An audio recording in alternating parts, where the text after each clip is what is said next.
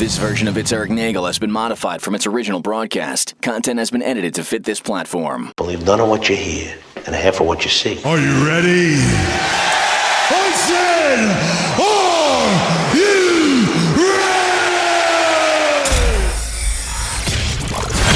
ready? It's Eric Nagel. And it starts now. Ladies and gentlemen of the universe, the next voice you hear, it's Eric Nagel. Thank you, Scott Shannon. Hello, everybody. Welcome to the program. As Scott said, that is me. Joining me from the frozen tundra known as Arizona. Say hello to Jordan. Hi, everybody. He is he, and I am me, and we are all together here for this program. If you're listening on the iHeartRadio app, continue to do so until told otherwise. If you're on Apple, Spotify, any of those other platforms, do us a kindness. Go over there. Leave us a positive review. It does help out this program. And if you're on, look, if you want to join us live each and every week, feel free to do so. The live rooms are open when we do the show on YouTube and on Twitch under It's Eric Nagel. If you're on the YouTube side, hit the like, maybe subscribe. It's free.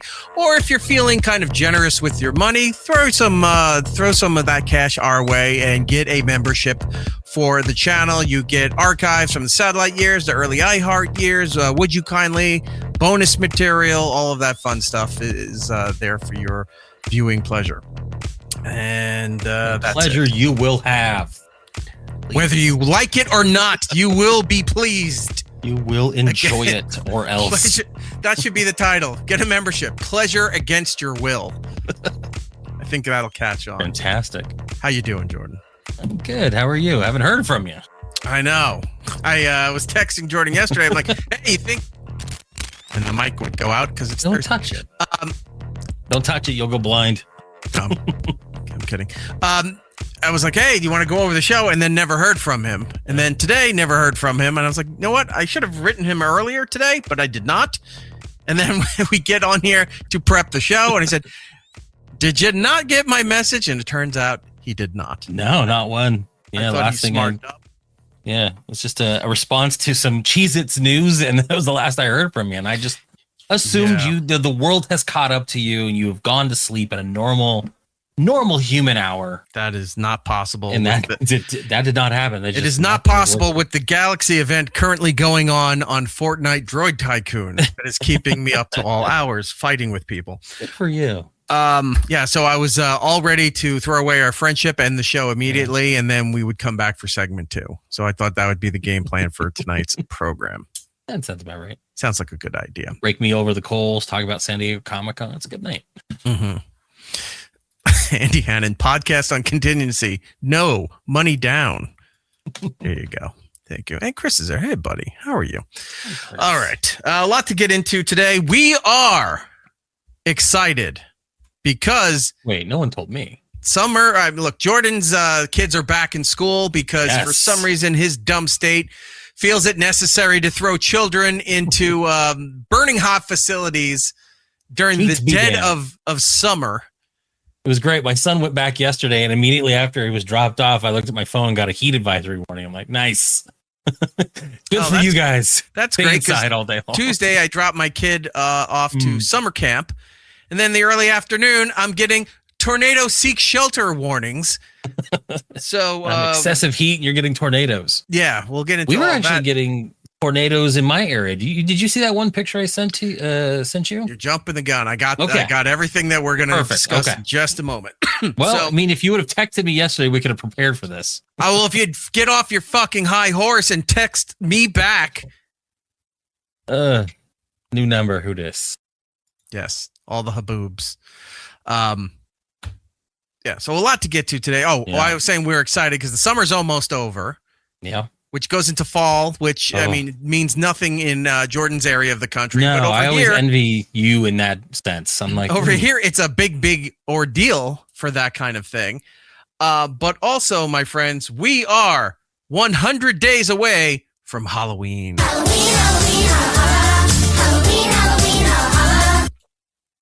I'm excited. I thought that was the long version. Oh, nope. Well. I was like, I got a couple seconds to take short-lived. Yep, did not. So 100 days away from Halloween. The fall's the best. Oh, it's just the best. I don't get the weather, but I love the idea of fall. I love you know me, love horror movies, love the whole vibe of it all. I'm excited. I can't wait for this time of year. August is literally next week. Mm-hmm. Chris saying now that your kids are back in school, you can shower in a tub of Legos uninterrupted. Or he could be in the tub building Legos uninterrupted. Yeah.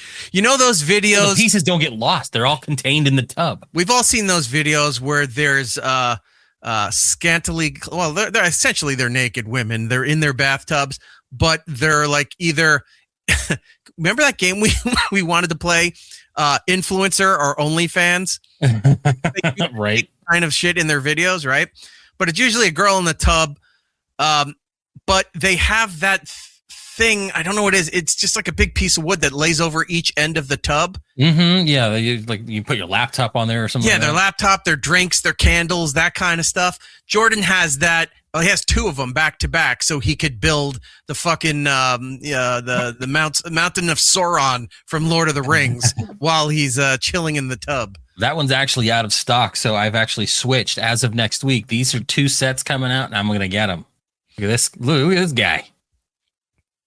Oh, excited. I love it. I don't. Well, then you're. I wanted an. I mean, I'm all for an X-Files thing, but that looks Right. stupid. It's these are what the Lego idea sets. It looks like they took an old Ewok set and they said, "Hey, what are we going to do with these extra Ewok sets? Put the X-Files on there." That's what it looks like. What they do is the idea sets are usually ones that nub is happening here. Instead of don't trust anyone or look at the skies, whatever the slug lines that they would change at the beginning of each episode. Not the teddy bears. Yeah. Yeah. So there's that one I'm going to grab. And then look at that. Someone's getting ahead of themselves.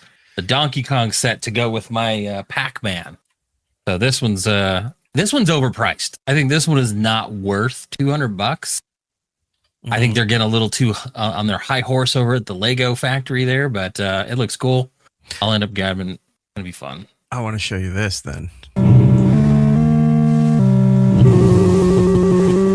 you know who that is? Ooh, Billy's gonna be mad. Yeah. For those who may not know the legacy of King of Kong, that documentary. This is Steve. Is it Weeby or Weeb? I think it's Weeby. They say the harder the fight. This is a guy who had the Donkey Kong record, but kept getting kicked out by Billy Mitchell. Yeah. And then there was a whole to-do that if Billy Mitchell's scores were legit or not. But Billy Mitchell got all the fame because he was the villain in the American. Yeah, he's an asshole. Yeah.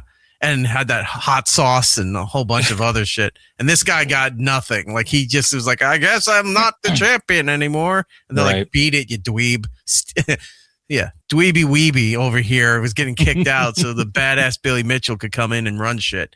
But yeah, they got him for this. Look at this. It's almost like it's like a pathetic. Well, no, the real version's pathetic. Maybe this is the better version of Steve Rogers returning to the Avengers. He looks more authentic. He looks more like a Steve Rogers than Chris Evans does right now with the black hair and the long hair. He put a tie on Chris Evans right now. He's either Christian Bale or he could be Billy Mitchell. He could be either both. The victory. But they don't mention the just one more try that turns the late nights into early mornings. It lingers like it's always whispering. Yeah, one more screen. Being haunted. The just Billy out there napping on his windows. That consumed me. Wondering when passion becomes madness. Ape breaks through the window, just ravages him in the house. He looks like the actor that played. Remember Mad TV, the guy who played Stewart? Oh yeah. He looks like that guy now with his the graying hair and stuff like that. He has that look. It's madness. Do you think this is his real life? He just filmed this. Yep. Slowly realizing. Good for them. I love every second of it. So you think he's going back into the garage to play again? Us. Billy's tied up. He's handcuffed to the water heater it's like out a Saw there. Situation. I'll do it all over. Yeah, Diddy Kong is the what's the mascot in Saw? Jigsaw. Jigsaw. Yeah, just Diddy Kong. All right, here's a problem I have. Yeah. All right. So he walks into the room. He's got the big Lego structure built for it's replicating the Donkey Kong game cabinet from the late 70s, early 80s. All right. So you see him moving the pieces. It's kind of mechanical. It's moving. You're seeing all this. There's no reason to do a zoom in shot from behind where you're seeing the stuff that doesn't look attractive. For the Lego set, you're seeing the arm and the mechanics behind everything. Why do this? I don't know. They should have put it against the wall. They should have put it against the wall to make it look like he's playing the arcade cabinet. It's like, hey, this is how shitty it looks from behind because we only did the facade. We didn't do the entire thing. I was going to say, because I think, the Pac-Man I haven't built in a while has a backing on it. You can remove it to see the insides, but it has a backing. Maybe this one comes with it. I don't know why they would show it otherwise. You're right. You'd think you'd show it like, oh my God, you could build the cabinet for this thing. But no, it's just open space. Look how terrible that looks. It's a bad shot. Yeah. This looks great. Yeah. Up front, it looks like the front of the game cabinet. I used to play that so much. Yeah. I had a feeling you would have been on top of it. I saw it and I was like, oh, I'm not going to tell them that I've got the promotional video. But nice. That looks good. Yeah. Like I said, the price tag's a little too high for those kinds of things. I think the Pac-Man himself, I think only paid around $200 for Pac-Man, but this one seems like it has less features. You got to feed the little barrels into a side and then it just, you play it. But I mean, it's cool. Whatever. It is what it is. I want to see prices are going up everywhere. I want to see what the price is on this thing here. $200. Yeah, I'll wait 10 years when I can buy it for 10 at a garage sale. Then I'll display it. X-Files and Donkey Kong all next week. August 4th, August 1st for insiders. And I think they're $200 each. So instead of spending $600 on Lord of the Rings, I'm going to apply all. I would buy the Donkey Kong over the X-Files, but I don't think either one is worth $200. No one's ever. $125, I could see. Yeah, but not $200. I know they got costs and whatever, but I don't care. I'm not. Yeah, I liked all the video games ones because I have the Super Nintendo. I mean, I got the Nintendo back there. I've got the Atari 2600 back there. I've got the Game Boy. I've got all the systems. I got to get those. I just got the Genesis. I got that up some. So I love all the arcade stuff. That's going to be cool.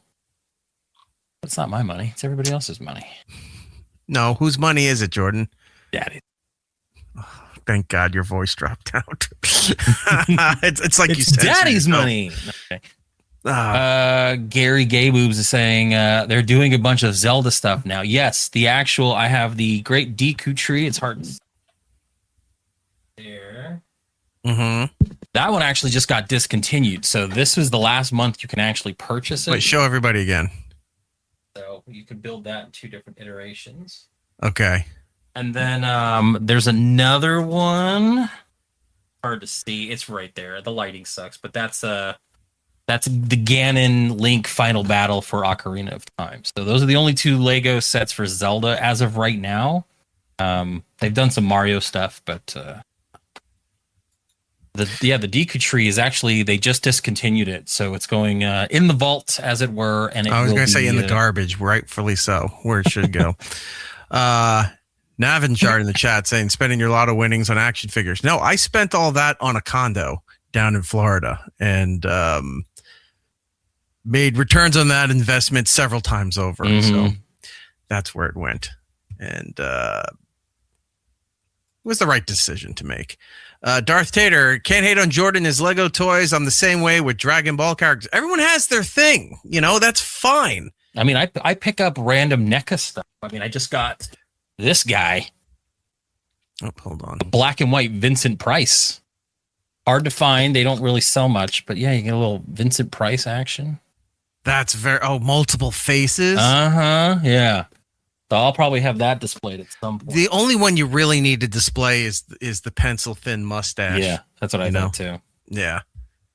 Yeah, there's a local like horror based like store, and I was there Saturday for a little while going around, and it's kind of like a consignment. So like everyone that's selling like horror merch and homemade goods and things like that. Some guy had that. And it was like maybe $5 over retail, and you can't find that one. They have a color version of it, but not the black and white. And the black and white's slick. I was like, shit, I got to get that one. Nice. I do support NECA. They put some good stuff out. I got. I heard from Randy the other day. He sent me this photo with some random band. Yeah, pretty much. But he sent me this photo from 2012. No, not. Oh, you posted that one for the Comic-Con? I forgot what year it was, but jeez. There's all the NECA crew, and there's me right there. Matt OG's Matt's there right in front of you. And we were at the Giardelli's. The big fancy Giardelli's that they had in the Gaslamp district. We would go there almost every night. Like people were going out to bars and, you know, whatever clubs and stuff to do. And it's like, we're going to eat fancy overpriced ice cream. That's what we did. Didn't you do that the last time you and I were in San Diego? Every time. I always go to that Giardelli's. Yeah. I think you and Rob hit it up before I got out there. That's funny. It's about living your best life, as they say. Not, man. And that's what we're doing. But also hit me up about some stuff. There's something that I'm pre-ordering that they have out right now. You're actually going to pre-order something. They have Kermit and what's his nephew, Robin, the little. Oh my God! Really? As Bob Cratchit and Tiny Tim. Oh, I have from Muppets Christmas Carol. Yeah. It's him standing. It's him like this, holding Tiny Tim on his shoulder, and Tiny Tim's got the crutch in his hand, and pre-orders are out right now, so you can go. Yeah, they actually NECA opened up the vault for San Diego Comic-Con, so they're releasing stuff that they haven't had, and then they're doing some con exclusive stuff you can get online. I almost got one of those Ben Cooper little like a costume kid ones that I've been collecting. Right. They have a glow in the dark one that looked pretty cool, but I'm like, I don't know if I need it. I'll probably grab it later, but yeah, this is the collectors and the hoarders Christmas right now with all the cons that are going on. So, well, we hopefully we're gonna have some updates in segment 2, right, for San Diego. Yep, I got lots of stuff, some previews of what's coming to Hall H, and all that kind of fun stuff. So, the big return of Marvel. I don't think they've really done anything since for 2 years now, where they announced Robert Downey Jr. coming back. So we got some follow up on that. I got made privy to some information that I was not happy that I was told, and it involves Doomsday.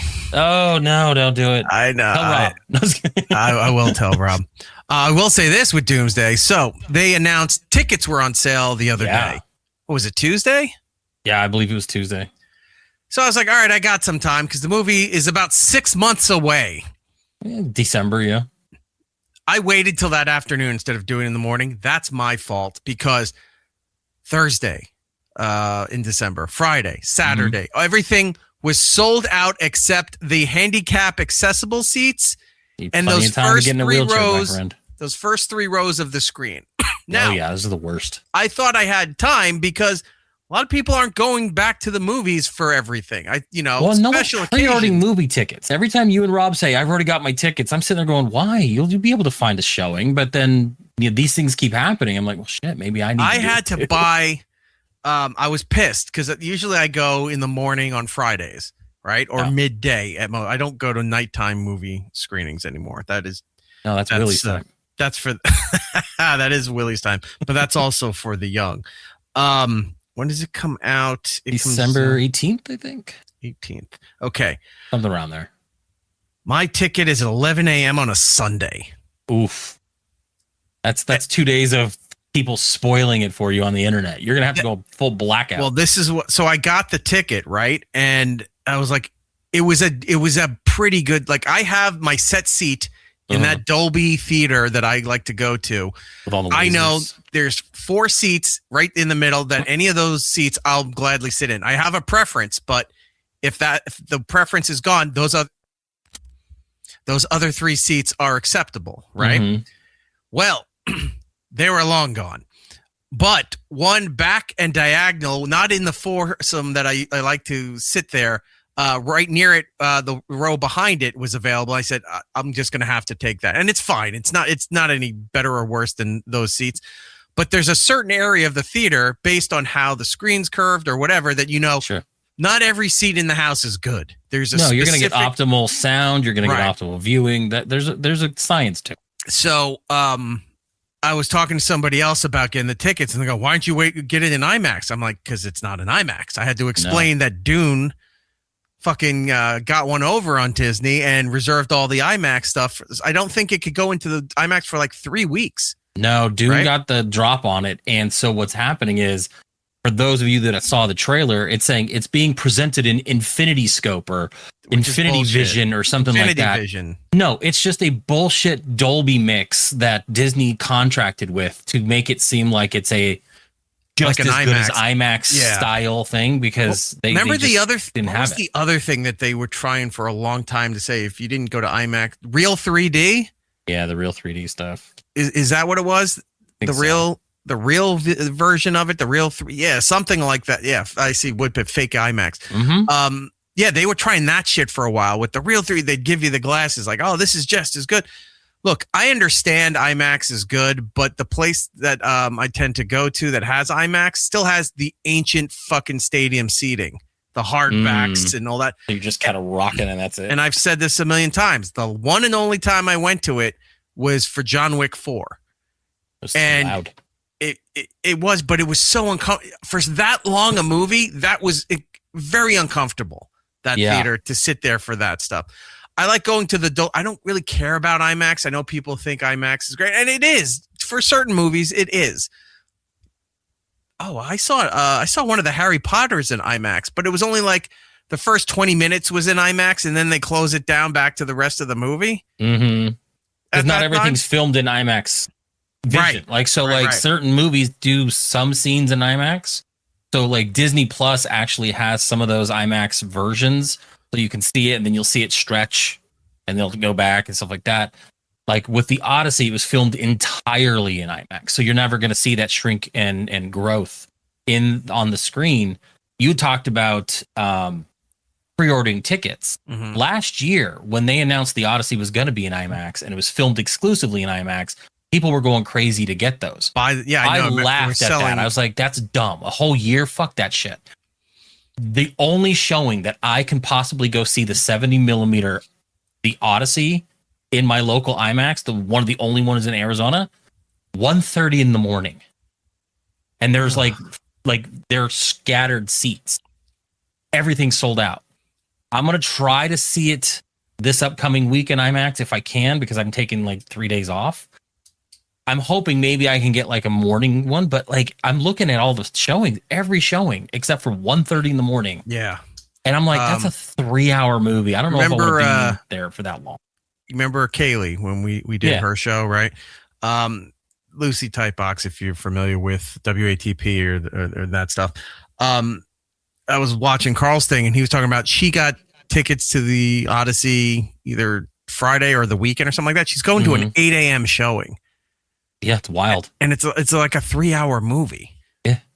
So anyway, the IMAX stuff, I don't really care about the IMAX stuff. If it had a better, like if I was going into Manhattan to the one in Lincoln Center, that famous one, it's like 16 theaters and stuff like that. I would go, if we were going with people, I would pay the money for the experience and the time. Going by myself, I don't give a shit about the IMAX. I'd rather be in the Dolby audio theater. Where Thomas Dolby Theater. Yeah, it is. It's just blinding you with science everywhere. So many lasers. So many science. And you're sitting there, you've got the reclining chairs, but the chairs vibrate and have the stuff to emphasize things going on in there. The walls, everything. Is that 4D one? Is that the one? I don't know if it's a 4D I know they one. do a lot of these, like they do the 4D where your seats move and stuff like that. Arizona just got, and this has been around, but they just got one of those theaters where the screen extends to the sides of the walls. So like you're watching a movie and you've got like all the side shit going on as well as the movie in front of you. There's only one and they just opened up like 4DX. Literally within. Yeah, that's the one. I don't know. Let me see. I gotta say, it must be. I've seen very little in an actual true IMAX, like the big screen. The one time that I absolutely hated my experience was The Dark Knight. I went and saw The Dark Knight in IMAX, and the sound was so loud and overwhelming. It drowned out all the dialogue, and I hated that experience. And that sucks because Nolan is all about the sound. Yeah, I've heard from so many people how bad the sound is. I heard it's loud. And there was a clip I saw, or not clip, article that quoted him saying he doesn't really care that much about the dialogue as long as the meaning and the movement gets you of what's going on. It's like, I would like to hear some dialogue, please. Remember, I was complaining about like Doctor Who when Jodie Whittaker was on there. Yeah. The mixing was so bad and her accent was so terrible. I had to watch her episodes with closed caption because I didn't know what the fuck she was saying half the time. I hate that. It's like mix the stuff properly. It's like when they sit there, it's like, oh no, stereo on vinyl where you're hearing the guitars over here, but then the drum is coming in over here. Yeah. That's the way it's supposed to sound. I am not that person. The majority of people are not that. I work in radio and, a lot of people in the music don't look industry, for the same thing. shit. It's got to be everywhere and mixed properly. Yeah. Everywhere. But I go to the theater where you go and you hear everything and you're sitting down. Remember that movie, Matinee? Yeah, that John Goodman. Started doing it. No. Yes. There was a movie called Matinee. John Goodman ran a movie theater, and it was during the height of, I think, the Cuban Missile Crisis in the 60s. Okay. So they were showing like the old 50s, like monster, like radioactive bug movies, but then they would like poke people in the butt in the seats and stuff like that. It's been a while since I've seen it, but yeah, they started doing that kind of stuff. You gotta like do the 4DX. Okay. Kind of cool. Well, I got my ticket. It's for the Sunday of opening weekend in the morning. Literally go on a blackout. And Rob, in our chat with the agent, and he's like, you guys get your tickets? I got mine. And I said, yeah, I didn't realize I needed to jump on. And usually I'm very good with that stuff. Yeah. Like I get in there right away, but I had so much other stuff going on. I wasn't focusing on that.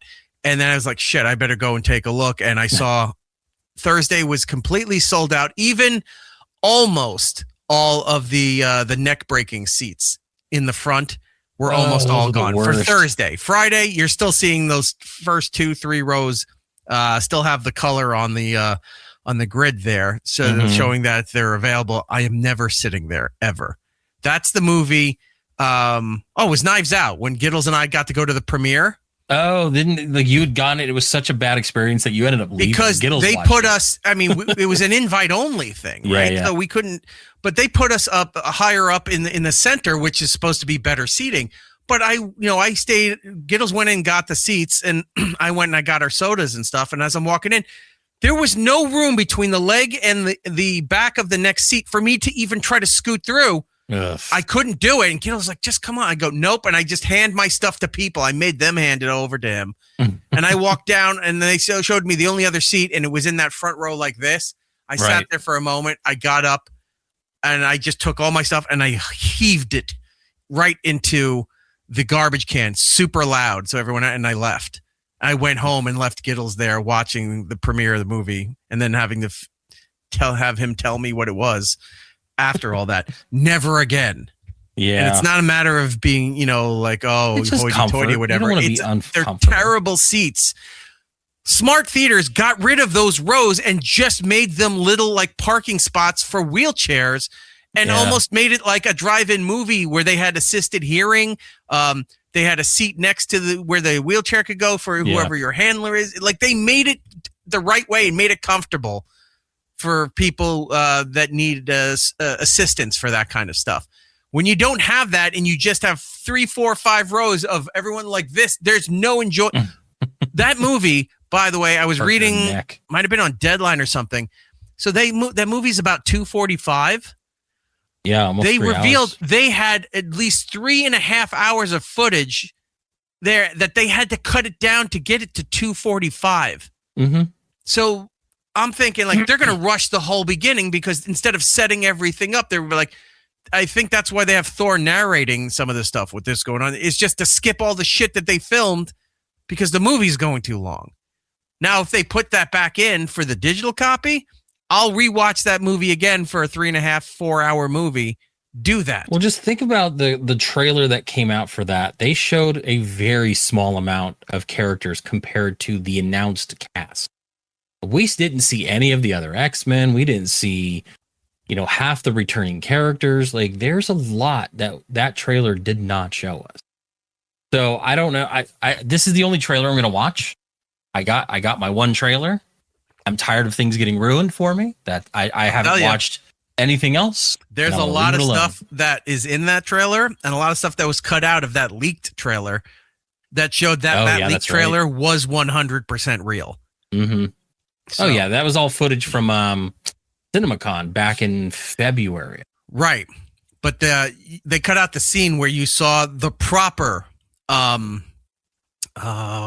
Sentinels. Yeah. Attacking Xavier's school and all that.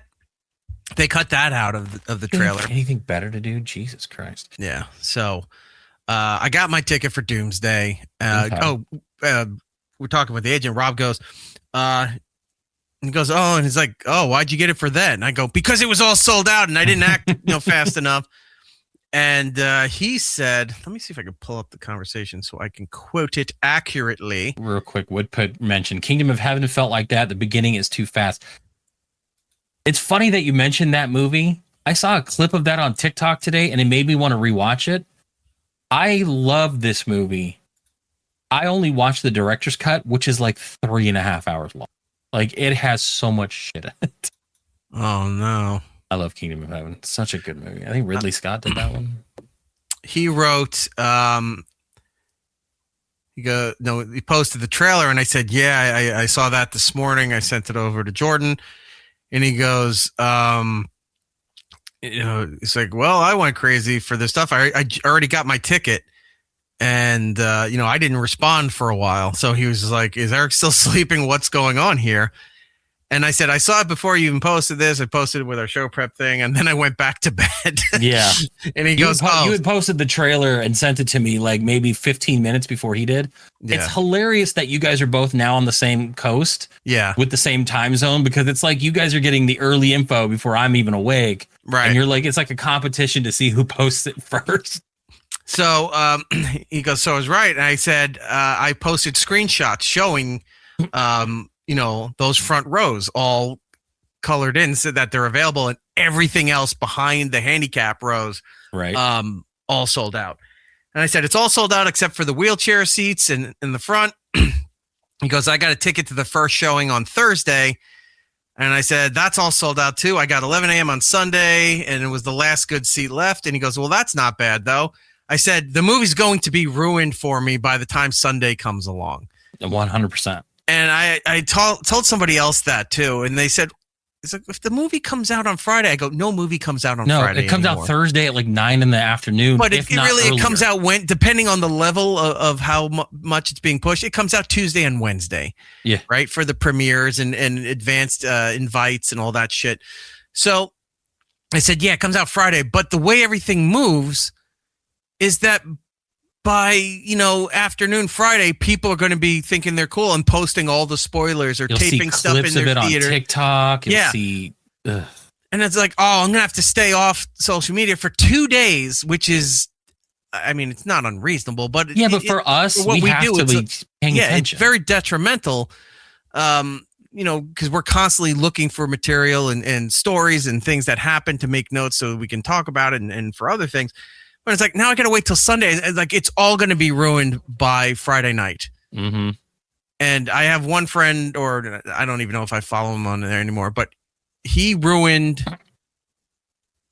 what was the Star Wars one? The first J.J. Abrams one he did. Force Awakens. Force Awakens.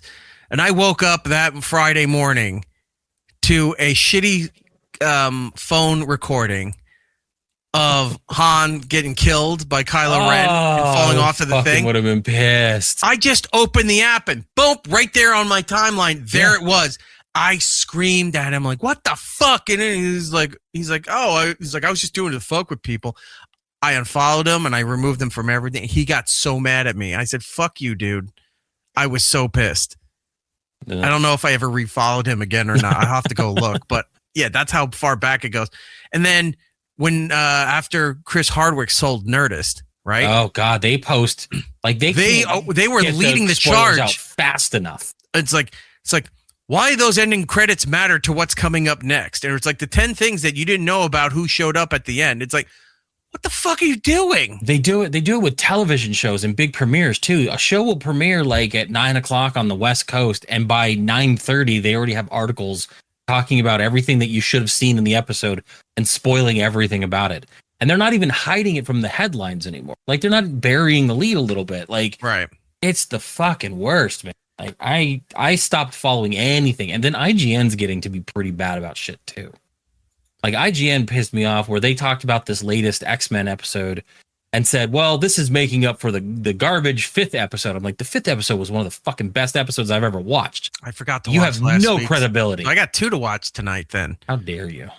The 5th one is like... I'm sorry. Things have been happening. I apologize that I haven't been keeping up on that. When you're sheltering in place for tornadoes, you can't watch X-Men 97. It's 30 minutes, Eric. I love this name. Modest Grower is in the chat saying, I always buy wheelchair seats and then just low walk in when the lights are off. That's almost impossible to do nowadays. A lot of times they put something on it and they're like, well, back in our time, in the 90s, you buy a ticket and then you'd have to go and fight to get good chairs in there. Yeah. And if people were sitting like spaced out, wherever, you were kind of fucked. Now, because you couldn't just go sit between people, they'd be like, get the fuck out of here. My jacket is on that chair.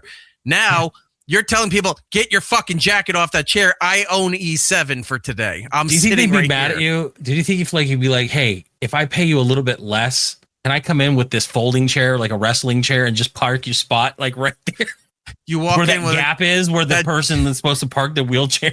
You walk in like that Jason Momoa meme with the umbrella chair. He goes, yeah, like that, and then you drop it down. Yeah, you're just chilling in a plastic chair watching Doomsday. It's actually worse than the stadium seating. You're just like in a shitty like summer chair. Oh. These people have blankets and stuff like it's fucking Broadway at Bryant Park. They're just pulling up a piece of the lawn here and claiming territory. Yeah, it's a big. They're painting. They're sipping wine. Yeah. They're enjoying like a meat and cheese platter. It's like, wait a minute, they have meat and cheese platters here? No, you're missing the point of why this is a problem. No, if they're selling charcuterie, I wasted $27 on a fucking bag of popcorn and those that bag of Twizzlers that has 6 strands in there. Oh yeah, I'll go and spend that and get the if they have the Columbus charcuterie stuff, I'll go there and gladly buy that. That'd be awesome. Maybe I'll have to put that. Just start bringing your own seating. I think that's what we got to do. We'll just make our own theater where there's no seats and you just bring whatever you want to sit on. Yep. That guy's sitting on one of those like shark inflatables for the summer pool. I'm just sitting there back on a giant flamingo. Yeah, just bring your own seats. This is fantastic. Yeah, so anyway, I got my tickets. Jordan, you got your ticket? I don't, but I was just looking at when you were talking about it. So like I looked at the theater that I like going to, and you're right. Thursday's all filled up. Friday, there's like spatterings of like 1 or 2 here and there. But yeah, it's filled up. I might have to do that, and like I'll probably end up on Sunday just like you. Boy, where is this? Kipcast. Nerdist went on the Irma Gard bit that made me laugh, cry, or work. Good time. Was it Nerdist or Nerdrotic? Let me know if that's what you meant. Woodpit here. Asian theaters have VIP. You can order food and they give you that's awesome. I know that there's some theaters where you can get their blanket, but I'm like, yeah, that's the Cinemark theaters. Yeah, but we talked about it. That's the hand job blanket. Like, if a couple's buying a blanket to go into the theater, someone's getting something. Somebody's sitting there with a basket as you're coming back. Like this guy has the garbage bag for your popcorn and sodas, and the other one's got a laundry basket where you're throwing the blankets back. Dirty laundry and shit. It's gross. Imagine they got to take the blankets back. No, thank you. I'm getting chills thinking about it. Nerdist. Okay. Just like blanket for one, please. No, thanks. All right. We have a bunch of stuff else to get to. I got to go to New York City tomorrow. I have a bit of a meeting. And again. Can't really get into that, but I can tell you the first place I'm going before going to the meeting. I'm going to get off Raising the train. Cane's. No, I'm going to walk through. I'll do another video. I'll walk right out of Penn Station booing it like I normally do. You're going to just sit there and throw shit at people. Right. There's better chicken. I haven't been into the city in a while, so I'm going to go back into Manhattan. I'm going to show you the first place that I'm going, and I'm heading to Times Square of all places. I'm going right into the heart of the beast. Yeah. Look, and this is the reason why. Take a look. Oh, that's a big wiener. Okay. Hot dog, the second serving is back with a surprise edition and is bursting with American spectacle. It's a gigantic, look at that, a gigantic hot dog. The world's largest 65-foot hot dog sculpture is returning to Times Square. It's going to be there. It's angled. Wasn't there last year? Like, I think I remember Giddles talking about it. Like, maybe he was going to go check it out when he was in the area, but maybe. That is wild. But that's there. I'm going to go take a look because look how they have it angled. The edge of the hot dog, look, normal hot dog right there. But the other end, it's ejaculating over people in Times Square.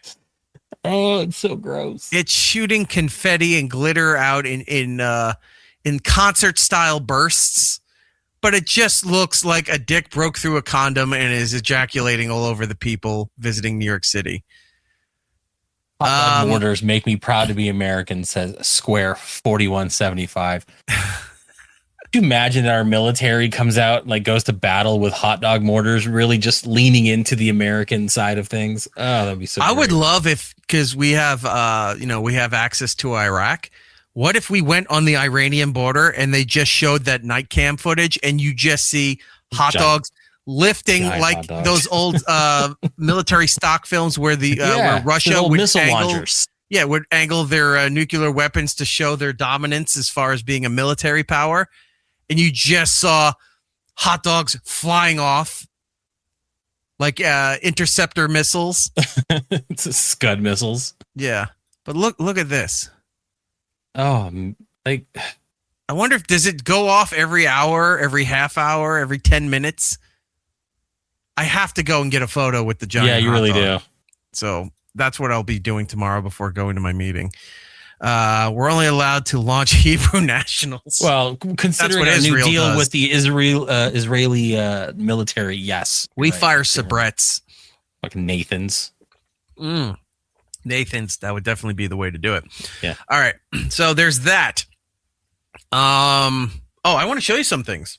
And then we got to talk about you and how your state once again has to make it about themselves in the midst of national tragedies. Always. So I got a bunch of things I want to show you. First of all, did we do this last week? No. We didn't? Okay. No, I think you had shown that to me before, but I don't think we tried it. Okay. I want to show you this. So Polar Seltzers, which is a great brand for seltzers, put out the Boston Iced Tea Party seltzer. So it's an iced tea seltzer. A polar bear? That's funny. Yeah. Dressed as either Samuel Adams or Paul Revere or something like that, right? It's an American flag can. All the wording and the graphics are all blue. It looks very rustic, right? Yeah. So I was like, this is going to be amazing. It's god awful.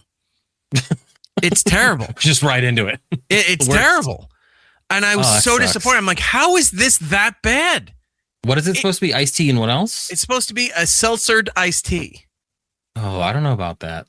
But at least you would get the tea flavoring. Maybe, yeah. You don't. I don't know what abomination this is supposed to be, but this is terrible. And I was so disappointed by this thing. Now I understand why the 6-packs were 2 for $5. I was going to say, if that's still sealed up, throw that in the box. I have a few more. I was going to say, send me one if you can. While you're doing that, as requested by one Mr. Eric Nagel, Ghost Energy Drink has been putting out a lot of new flavors. They put a new flavor out at the local Kroger, which is not accessible to It's Eric. gross. I'm sorry, Jordan. This is terrible. It is. But you knew that going in, and you still did it again. Well, the last time I had it for the last week's show, and then we didn't do it. I opened it up. It was warm. It was garbage. I'm like, well, if I freeze this thing, it should be good. And it's ice cold, and still trying to drink it. Well, it sounds like you might be wrong. Andy's saying it's really good. It doesn't taste like brisk, but I thought it tasted like tea, and then you might have gotten a bad batch. This tastes like, if you live with women and they overdo it with hairspray and you get it in your mouth because you're nearby. That's what this tastes like. It tastes like Aquanet? Yeah, something like that. Aqua Velva is something completely different. I know. I love Aqua Velva. Ice Blue Aqua Velva and Ice Sport are delicious. But oh my God. that is gross. Well, I've got something new for you. We were saying Ghost Energy drink.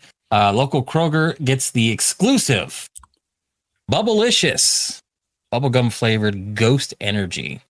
Oh, that's awesome. I have no care to try this. You had asked, and I delivered because that's what I do.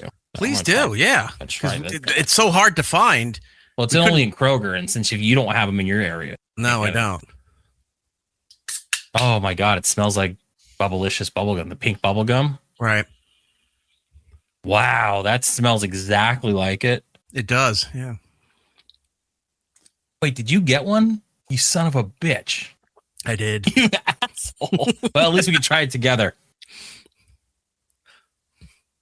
That's liquefied bubblegum. The aftertaste is like you have been chewing the bubblegum. But I don't hate this. Like I really don't hate it. I'm amazed. This is not bad. Ghost has been killing it with like 1-to-1 flavor profiles because that 7-Up tastes like 7-Up. Everyone can see. Look at that. Bubbalicious original bubblegum.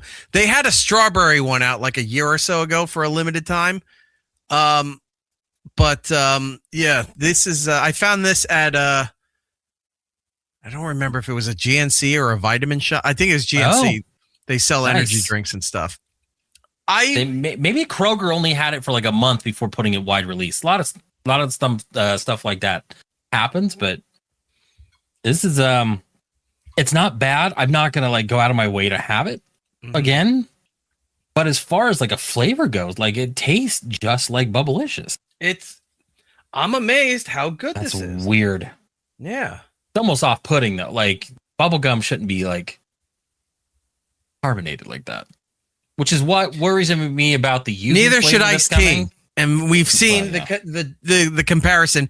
Polar iced tea, carbonated, terrible. Ghost bubblegum carbonated, not bad. You would think it'd be the other way around. But alas, that is not the case. Yeah, because I worry about the Yoo-Hoo one that's coming out for Ghost. Mm-hmm. I don't know how well that's going to be carbonated.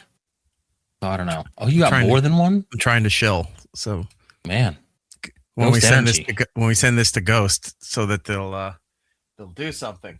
But oh, hold on, we're gonna do that. Ready? Yeah.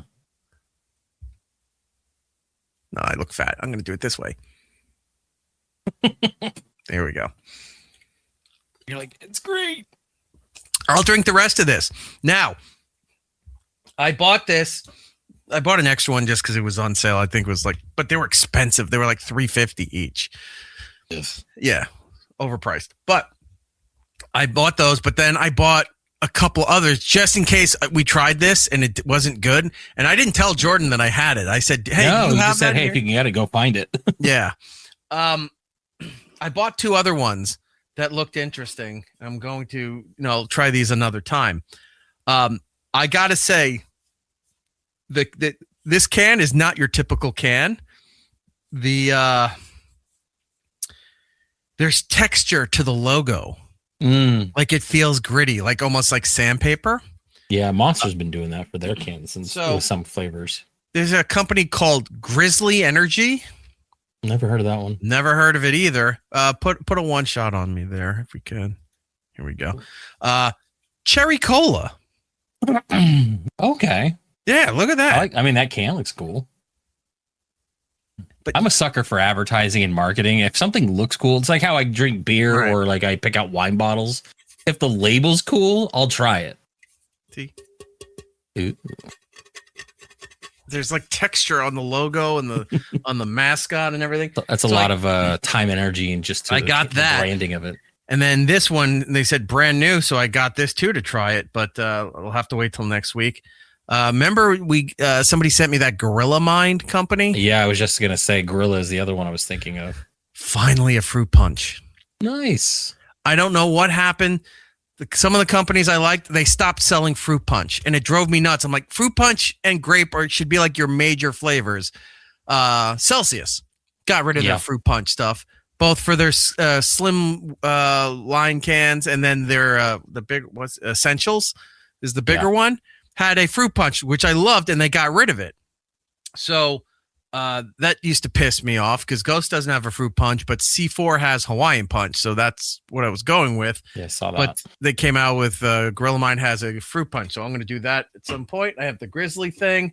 And then, a couple cans of the bubble gum. Good on you for making me go buy something I didn't want to try. I appreciate that. Andy was saying labels looking cool is responsible for like 5 years of me still smoking. Speaking of that, did you see the new branding Coca-Cola's doing? Coca-Cola just announced the other day that they're rebranding. They're changing the red on the cans and the labeling to it's like a different color red. The writing is slightly different, but all the advertising, literally the font is the same font for Marlboro. So it looks like they're making it look like cigarettes. It's wild. Hold on, let me see if I can find a photo here. Like it's. I don't know who thought this was a good idea. I mean, they're not changing the formula. Thankfully, they're not going to do like a new Coke situation where they change something up. Right. But to do your advertising with the same font and color scheme as a cigarette company is fucking J-Fifth. The J-Fifth and WFP. Yeah. I hate these. And GIFs and GIFs. They do this shit all the time. It's like, oh, you can't download our files. No, I can. It's just an extra step to read them. And this is, oh, fuck. Where's my? Thank God I have all these converters to do everything I need. Conversion therapy. You heard it here first, folks. Yes, I'm converting to. I don't know. MWebP. Andy's saying they took fridge cig too seriously. Ooh, potassium. Love that. Fridge cigarettes. Yeah, it looked when I saw it, I was like, this has to be a joke, right? And I was like, nope. Okay, they're rebranding for some reason. Like people aren't buying Coke. Like the zero sugar, all that stuff. That looks like cigarettes. Like that looks like they didn't want to pay for the font creators and just did Times New Roman and like we'll go basic bitch on this. Well, Arial bold. I will say this. I like how it's kind of uniform, right? Yeah, but I miss Coke Zero being in the black can, the reverse. Oh, the black can with the red and white.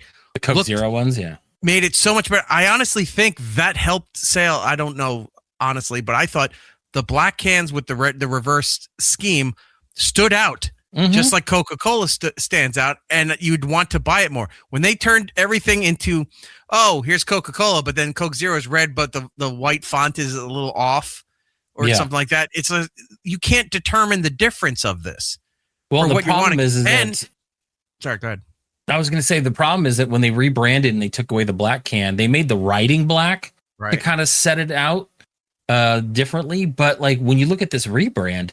The only thing different to set it apart for like the regular and the zero sugar is obviously the writing zero sugar. But if you're overlooking that, the only thing you can tell is the black ribbon. And it just feels like it's just a lazy way to do it. And I don't see the point of it. I don't know either, other than some new exec took over and needs to change, put his hands on everything to make it look like he did something. Because that's usually how it works in corporations. Well, that was the old person. We're going to change things up. Why? It works. Yeah, but I didn't get a chance to fuck with it. So now, this is going to be my thing. This will be my take on it. I missed the purple and black that Cherry Coke had in the 90s. Oh, the wild, crazy. It was like the purple and black background with little cherries, a cherry pattern in it. Looked good. Or if you want to go to the 80s, the white version of the can with the red lettering that was Cherry Coke. Mm-hmm. Those were fine too. Having different versions of your logo, inverted, whatever you're doing, makes a lot of sense. This making everything look like it's a Coca-Cola can, if they're thinking, well, it's just Coke, everyone's just going to reach, it doesn't matter the flavor that they're going for that, you're fucking yourself over by doing that. Coke Zero Cherry's fine. The lemon, I'm surprised. I didn't think they still had the lemon. They need to bring back Coke Zero with lime. For some reason, their lime syrup in the Coke Zero was delicious. My mom used to like one. the Diet Coke with lime in it. It's so good. And then she said they changed the sweetener in there. I think they put like stevia in it. It was not as good. Yeah, she didn't like it anymore. Same thing with Cherry Coke Zero. It's okay, and I'll take that over regular Coke if I have to at a restaurant or something. But the original Coke Zero formula was the best, especially when it was ice cold, the best. Then they switched it.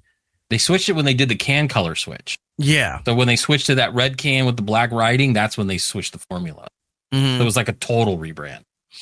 The Cherry Coke Zero, which I thought I would love, tastes too chemically. Yeah, I can see that.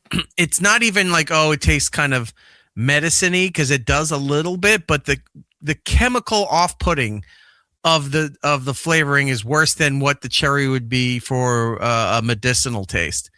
And it sucks because all through the 90s, I lived on Cherry Coke. I love Cherry Coke. That was my go-to for all of that stuff. And then, it quickly switched to Dr. Pepper when they started messing around with Cherry Coke. I believe is like the number 2 Coke, like cola in America now. I think it surpassed Pepsi. So I had a Pepsi this past weekend for the first time in a long time. It was like one of those zero sugar ones. I'm just like, I'm not a Pepsi person. Really I watched one of my many YouTube deep dives, and a lot of it is accidental because I leave it on while I'm playing something, and it has the automatic go to whatever it thinks it needs to show me something. So I was watching a video on the Pepsi challenge that started in the 70s. Those blind taste tests they would do at malls and stores and stuff like that as a promotional thing for Pepsi to show you how they taste better than Coca-Cola. So they were breaking down why Coca-Cola tastes better at McDonald's. And then they were saying why Coca-Cola sells more than Pepsi. This part I didn't know. I knew the Coca-Cola McDonald's story, but I didn't know the Pepsi versus Coke thing, where essentially they have almost similar formulas, except Coca-Cola uses vanilla and Pepsi uses citrus. That would make a difference as part of their sweetening for their flavor profile, if you will. And I went, wow, that I never knew.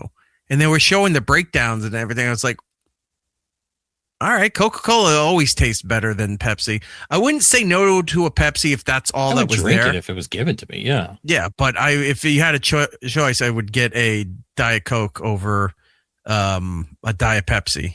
Pepsi's always had this weird. Pepsi's always had this weird, almost like spice to it that I can't put my finger on. It's not like cinnamon. It's just there's something about the flavor profile of a Pepsi that I've just never really enjoyed, and I don't know what it is. I have it's the choice of a new generation, Jordan. It used to be. I have my Pepsi licensed chill card. Do you remember that? Oh my God, that's where you'd use it to get Pepsi like points 20 years ago, 25 years ago. 30, dude. You're talking early 90s. You're right.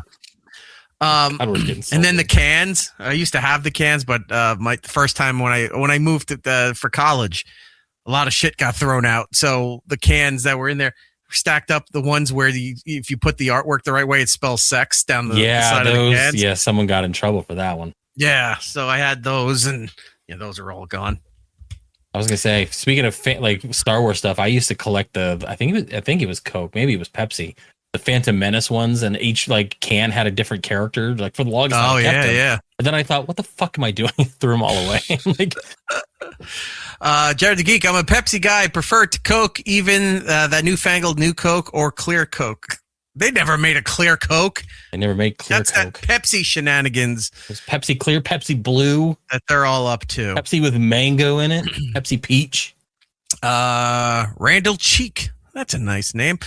Supposedly, the bigger vendors get a recipe closer to original compared to other places. That's why certain restaurants' Coke is better. Coca-Cola, it gets an exclusive. It's not that far different than the Coca-Cola syrup they give to other places, but they have a deal since the beginning that they did this. Coca-Cola's biggest and most preferred client is McDonald's. They get these syrup boxes that are sent to the restaurants because that's how you patch in the cables to go through the machine and then the carbonation, all that. But they also from that you have to hook them up. It's like, and then you smack the big bag of liquid. Just smack it. To hear mix that it up sound. a little bit. What's different is that the giant containers for the carbonation and everything are a big, they're custom made stainless steel that Coca-Cola only makes for McDonald's. They're the only company gets this thing. So it keeps it, this is going into, semantics with all of this stuff, but most restaurants keep if their soda goes through their, I don't know what the thing is, the dispenser, the self dispenser like that, they keep the temperature around 38, 39 degrees for that stuff. Coca-Cola has it for McDonald's where it's at 33. So it's just above freezing, and it's more carbonation that they shoot through it than other places. So that's why the Coca-Cola at McDonald's always tastes so much better than everywhere else. But they're the only ones that are allowed to do that. Unless you go and jerry rig the thing in the back and don't tell Coca-Cola, I'll frequent your establishment. Big Coke about it. Yeah. Big Coke came down and took out our pizzeria. So that was a little interesting because I paused my game. I go, why am I watching this about Coke and Pepsi? Oh, because YouTube played it, and that's what I'm doing. Well, let's see. Someone made a comment real quick. So it's a joke. Swellsville supervillain henchman. I love the name. After so many Pepsi points, you get a discount on insulin. Did you ever watch the documentary about the guy that saved up so many Pepsi points with the jet? Yeah. Yeah, it's on Netflix. It's such a fun watch because it's like, yeah, give the man his fucking jet. He wants his fighter jet. Like, we can't give you. Where's my? Maybe that's where the Simpsons episode came from. Where's my elephant? Where's my elephant? Because they're like, we didn't. It's a joke prize. We didn't think you were actually going to choose the elephant. Yeah, you're supposed to take the money equivalent. No, I want the jet. Why does Coke Zero taste better than Diet Coke? Diet Coke is just meant to be a lesser calorie, and while regular Coke has high fructose corn syrup, Diet Coke has saccharin. Well, they used to have saccharin, but maybe now it's like a or Splenda equal mix. something along those lines, right? I will say though, if you're looking at zero calorie beverages, Dr. Pepper Zero is good. Everything is very good. Every iteration of Dr. Pepper Zero, I'll drink. Diet Dr. Pepper, and I used to get made fun about this in the 90s and in 2000 stuff. They're like, really? Diet Dr. Pepper? I'm like, it's amazing. Diet Dr. Pepper. Dr. Pepper was great, but Diet Dr. Pepper tastes like regular Dr. Pepper. Right. The Dr. Pepper Zero is fantastic. Mm-hmm. And I don't normally ever really drink anything, but this summer I have been enjoying an occasional Dr. Pepper coconut and rum. I bought so many fucking 12 packs of that shit. So, because it's been 90, 100 degree days, higher than that, plus the humidity going through the roof. So if I got to be outside, watching the kid in the pool, I'll sit there at the table with the umbrella tilted. I'm like, I'm gonna have a beverage. And I go and I pour the creamy coconut Dr. Pepper and throw in a shot of coconut Malibu and stir it in like a gentleman. And then you go outside and I'm like, all right. Umbrella in there, you're just chilling. I'm being an adult. I'm enjoying an adult beverage sitting by the pool. It's fantastic. Oh, it's so good. And now I'm doing my show drinking bubblegum energy drink. I am all over the place. You are. What I love is that you're drinking these things and it's 10:30 your time. It's a 3 hour, like I can't imagine drinking like an energy drink at 10:30, 11 o'clock at night. When the show's done, I got to get it all cut up and set up for the iHeart stuff. So. Yeah, you'll be up till like 6. Yeah, and then when that's because I got to go. Nobody makes dinner for me, on tonight, so I got to go rummage through, find something to eat. come back down, do all the editing, start that whole process, get it loaded for the iHeart stuff. And then it's like, well, it's 4 a.m. I'm still kind of wired. I need to go and play. Oh, we got to play Funnel Runners. I know. We'll got to do that next week. I've had people reach out to me saying, hey, I went ahead and bought it. So like, there's enough. I did too. There's enough people getting messages out to me going, hey, I got it. I was like, shit, I got to figure out a way to play. So yeah, if you can, I'll definitely be getting in touch with us, let us know your Steam name, and we'll connect so that this way when we go to play, and then you can see me playing all the other dumb games that I enjoy. And you'd be like, holy shit, funny. He does play that game all the time. Really yes, does. I do. So we have that. We have the drinks. Oh, since we were talking about Coca-Cola, I was sent a very unique piece made by the Coca-Cola Company for a fast food restaurant. Ooh. Say hello to my new beverage container from Jack in the Box. You got it. We had talked about it, you and I. So the next day I went to Jack in the Box to find it and it's sold out. That's awesome. It is. Good for you. Glass. I know, it's glass. And you unscrew his little sombrero or whatever it's supposed to be. Little hat. I actually didn't take it's like a message in a bottle. Somebody's giving me coordinates to where they're stranded. Yeah. I've had this for weeks. Someone's already dead. Hand wash only. Do not put in dishwasher, microwave, or oven. Who's putting this in the oven? To cook your brownies. I guess. Avoid hot water, gentle cleaning, ice safety. Oh my God, ice is a problem. To avoid, what can you actually drink out of that? To avoid breakage, pour your drink first, then gently add ice. Oh, don't drop the ice into the empty container. Yeah. Yeah, this thing's super fragile, I guess. Then I guess so.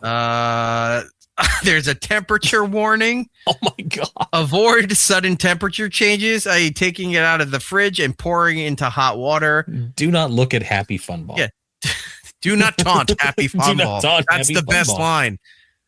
So, Super Happy Fun Ball may turn excessive temperatures if bounced too high. Do not taunt Super Happy Fun Ball. But imagine it's like this. It's like, oh, make your drink. Okay, do not take it out in the sun. It's like, then what's the point of this? You have to sit in a dark, cool room to enjoy your beverage. Yeah. So you better not have cold beverages or hot beverages. So thank you to our pal West Coast Scott who sent this to me. He's out at Comic-Con right now. Very cool. He's like, are you going to be here? I got something for you. I said, unfortunately, I'm not. Comic-Con, by the way, wrote us earlier this year, and they were saying, are you planning to come back to San Diego Comic-Con? Or New York? San Diego. Okay. And they said, are you planning to come back to Comic-Con? We've noticed you haven't been here in a few years. And I said, unfortunately, no, with the current state of the media business and what have you, we just are not able to do all of that stuff. And they said, oh, okay, well, please, keep us keep us updated, or keep your profile updated so that it doesn't get deleted. Right. And I was like, well, at least that was nice of them to say that. It was an email. It wasn't like I was talking to anybody. Sure. I sent a response back to the thing. They're like, just please make sure to log in, each year so that you don't get deleted. Because I guess we still have preference that if we were to go back out there and we would get the press passes and everything else to do that. So I was amazed. That's I was cool, because honestly amazed. I get the communication for New York, but I don't. New York could give two shits about what we're doing. I know. I didn't go last year because the year before it got to the point where we used to have access to all these people for interviews, and now it's essentially like. It's becoming like Fanatics Festival and some of these other signing things where, they're only here just to do the panel for this promotion. There's no interviews, but they're also downstairs to spend $300 to get a photo and an autograph and those kind of things. I was like, no, I'm not interested in doing this anymore. It's not fun. It's like, and that shit. I used to have a problem with them too, where we'd get approval for interviews and they wanted to put us at those round tables with other people. Like there's a guy dressed as a Ghostbuster and this girl's dressed as Sailor Moon. And it's like, how are you supposed to take this seriously? Because they're doing it for blogs and stuff. And this wasn't YouTube channels and full influencer stuff yet. It was heading there, but it wasn't there yet. And I said, I can't put any of this on the radio. Well, I'm sorry. I said, all right, then we're going to have to leave. Like we walked out of the Rick and Morty one year we walked out of the Rick and Morty. Giddles wasn't happy. I said, Giddles, we can't sit here and record other people's interviews and air that. No. One, it sounds like shit. Two, I don't know what the permissions is going to be like for all of that stuff. I said, we need to do one-on-ones kind of things, or a press room where we can ask questions and then do that. So more times than not, because we were either serious or with iHeart, then they would go, okay, we got you. You can do 10 minutes and we'll bring them over here. Perfect. Thank you. And then we would take care of, the publicist there would be, send them thank yous or whatever. But yeah, sitting there doing the roundtable stuff, you can't do that. And then the fact that all these people, they're like, oh, they're here, but they have to go down to do the autograph alley and the celebrity shit down there. You could try and see if they'll do an interview. They're never going to do an interview down there because they're making guaranteed money by those massive lines of all that stuff. Right. They're not going to take time out to promote. If they're up in the press area, that's part of their job. They'll do it. So there was no point in going last year. And this year I got the notice to apply for the passes. I can still apply for the passes. I saw another update, I think in June, if I wanted to go, but it's not worth the time. In fact, I think my vacation that I'm booking is around, or it's the week after. And I was just like, I don't want that headache, because I used to have to go in there by myself, meet up with Giddles or with Matt or whoever, do the interviews, take them back, edit everything on the fly, send it back to Sirius at one point, send it to iHeart at the other point, to get the stuff done and produced and put up and all that shit. And it was so exhausting doing it all by yourself. It just wasn't worth it anymore. Now, this lineup, they're really pushing that Nicolas Cage is coming there. Yeah, they're really getting that one for Spider-Man Noir. And I went and looked at it, and I went through I have the access to the media hub for Netflix. And I went through there, and I'm looking through, and I'm like, I see in their highlights that he's there. I do not see openings to apply for interview credentials. Like, that's where TV goes. But it wouldn't be for Netflix though. I mean, not for Netflix. Sorry. Just ComicCon in general. Yeah. No. Prime. What Prime? Prime is what had Spider-Man Noir. That's the portal I went through. Okay. I have access to 3. I might have a 4th one that I didn't think about that one, but I have access to 3 portals where you go through the back end, and they give you digital media kits and all this stuff. Click here. Here's the publicist handling this person, this project, whatever. The Prime one. Yeah. There was nothing there. There was no access. Like, there was the press kit about Spider-Man Noir, but there was no other information. I was like, he's not doing any press. He's not going to do anything. So no, he's gonna be awkwardly standing there getting his one picture with people for $400 and then moving on. Not doing that. Yeah, you're right, Jared. The golden age of the cons is over. It is. It really is. It's not what it used to be. So I mean, even bigger shows are not getting those people, because even last year, some of the big names are there. Didn't do the Tonight Show. They didn't do Colbert, Seth Meyers, any of those other things. They didn't get access because the photographer, or is it the photography company? Yeah, the photography company. I was making sure I said that right. It sounded wrong in my head. The photography company pays a ton of money to get these people there, and then they recoup their money based on autograph sales and tickets for photos and those kind of things. They don't San Diego Comic-Con. You can meet Nicolas Cage, sponsored by Justin. Yeah, but they don't allow. It's not like they don't allow them to go do other press to promote this thing. It's like, we don't need the press. We already paid for it. You're coming here. We're not allowing them to go out onto other stuff. Yeah, so just stand there, monkey. Yeah, there's no point for doing that at all. So you see the big thing cons are doing now for some of these meet and greets and things like that, where they're banning people from wearing those meta glasses, because then you so they don't record while you're interviewing or talking to people. Because I mean, if you've been to cons, but like, if for those who haven't been, a lot of the time they have like autograph alleys. So you go down, you have all these booths set up with all these actors. Some actors are less famous. Right. You get a $50 picture, or for $75, you can get an autograph and a picture. They'll do a selfie with you, but they nickel and dime every single interaction. They even got it to the point now where they know Funko is popular. So they'll be like, all right, there's an upcharge for Funko. Oh, you want me to write the character name? That's going to be an upcharge. They'll do that with a lot of these things. And now you've got people wearing glasses that can record pretty much everything they fucking do now. So then now you're seeing signs, no meta glasses, nothing. And it's like, I had somebody, quick Funko note. I had somebody write me maybe a year or two ago. It was a while ago. They're talking about Funko. Oh, Funko's what? Oh, no, it was when Funko let go a ton of people. Oh, yeah. Remember? And we lost our connections and everything over there for what we were doing with Funko. Mm-hmm. And they said, oh, now that Funko's washed up. And he's like, you've got all those things that are worth nothing. I go, no, they're actually all worth a lot of money because they're signed by the celebrities that they're, who did the characters or they're modeled after. And I have photos of them holding that with me. I'm not selling those things. No. But if I were to, for some reason, here's proof that this is authentic. And I have a couple other ones. I got the 7-Eleven day one over there that they handed to me when I walked in to 7-Eleven, forgetting that it was 7-Eleven day a few years ago. And they go, you got a free Slurpee. And they gave you this Funko Pop for a certain amount of supplies while supplies last. You walk in, hey, you go. So I got this exclusive Slurpee Funko thing. I've got the skeleton pirate on a chest of treasure for Pirates of the Caribbean. Oh, I wanted that one. I never got one of my that favorite. Let me go get that. Hold on one second. That one I wanted really bad. I got Little Sweet from Dr. Pepper. That one. Oh, I have him.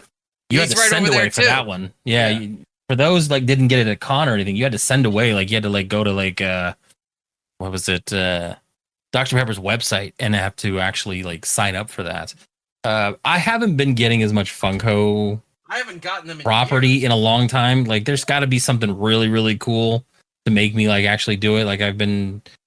I'll do the the NECA stuff that's a little more high end.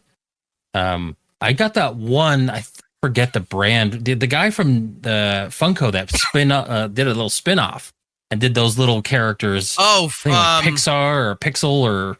I talked to him the last time we were at New York Comic Con. Yeah, so you got me. There, you can't see it, but there's the Freddy Krueger. Yes. And it looks like a little TV. I've got that up there displayed, but I've seen those at Hot Topic, but I've never purchased. And they have stuff that I like. They got stuff from The Thing. They got. Well, you're allowed to have perks on this show, Jordan. Well, Yeah. In fact, I didn't get anything from there. I got stuff for you and for somebody else. Yeah. So I didn't even use it for myself. But yeah, there's the little sweet Dr. Pepper one. So I have that. Which I blew your mind. You didn't realize it was Justin Guarini. It was Little Sweet. I told you that the last time. You forgot already? Yeah. It shows you how memorable it was. That's Justin Guarini. Wow. It's amazing what direction. 1 or 2? It's amazing the career path him and Kelly Clarkson took. Right. So this one here.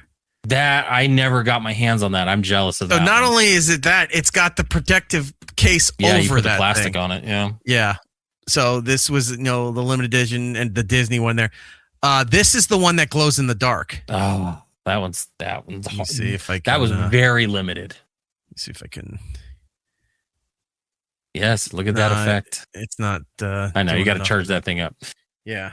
So there was that. That I'm jealous about because I got the Indiana Jones ride. I have that one where it's Indiana Jones inside the ride vehicle from Disneyland. Right. I used to get some of those. Then me and Rob other Funkos over there. See down there. There's the giant Skeletor and Deadpool. I have the giant Scrooge McDuck. I think you have that one too. Yeah, he's over in that cabinet. Yeah, that's one of my favorites. I don't remember. Those are the aliens, the glow in the dark aliens from The Simpsons. Yeah, I got you those. That was your Christmas gift 2 years ago or a year ago. And I don't remember what's that one over there. You'll probably give that to your mom too. It's not. I don't know. It was just hard to get. Yeah, so it's a thing. Yeah, all right, so we have that. Where else are we going? We didn't even get to a lot of the other shit that we got here. We don't have any backroom stuff in segment 2, right? No, I know we talked about it, but we did. I didn't know if you had actually went on YouTube because we talked about last week that they're putting all that extra footage. I went and looked. I went and looked, and the problem was that there was a lot of stuff. It's whatever the title is for that Backrooms extra cut thing.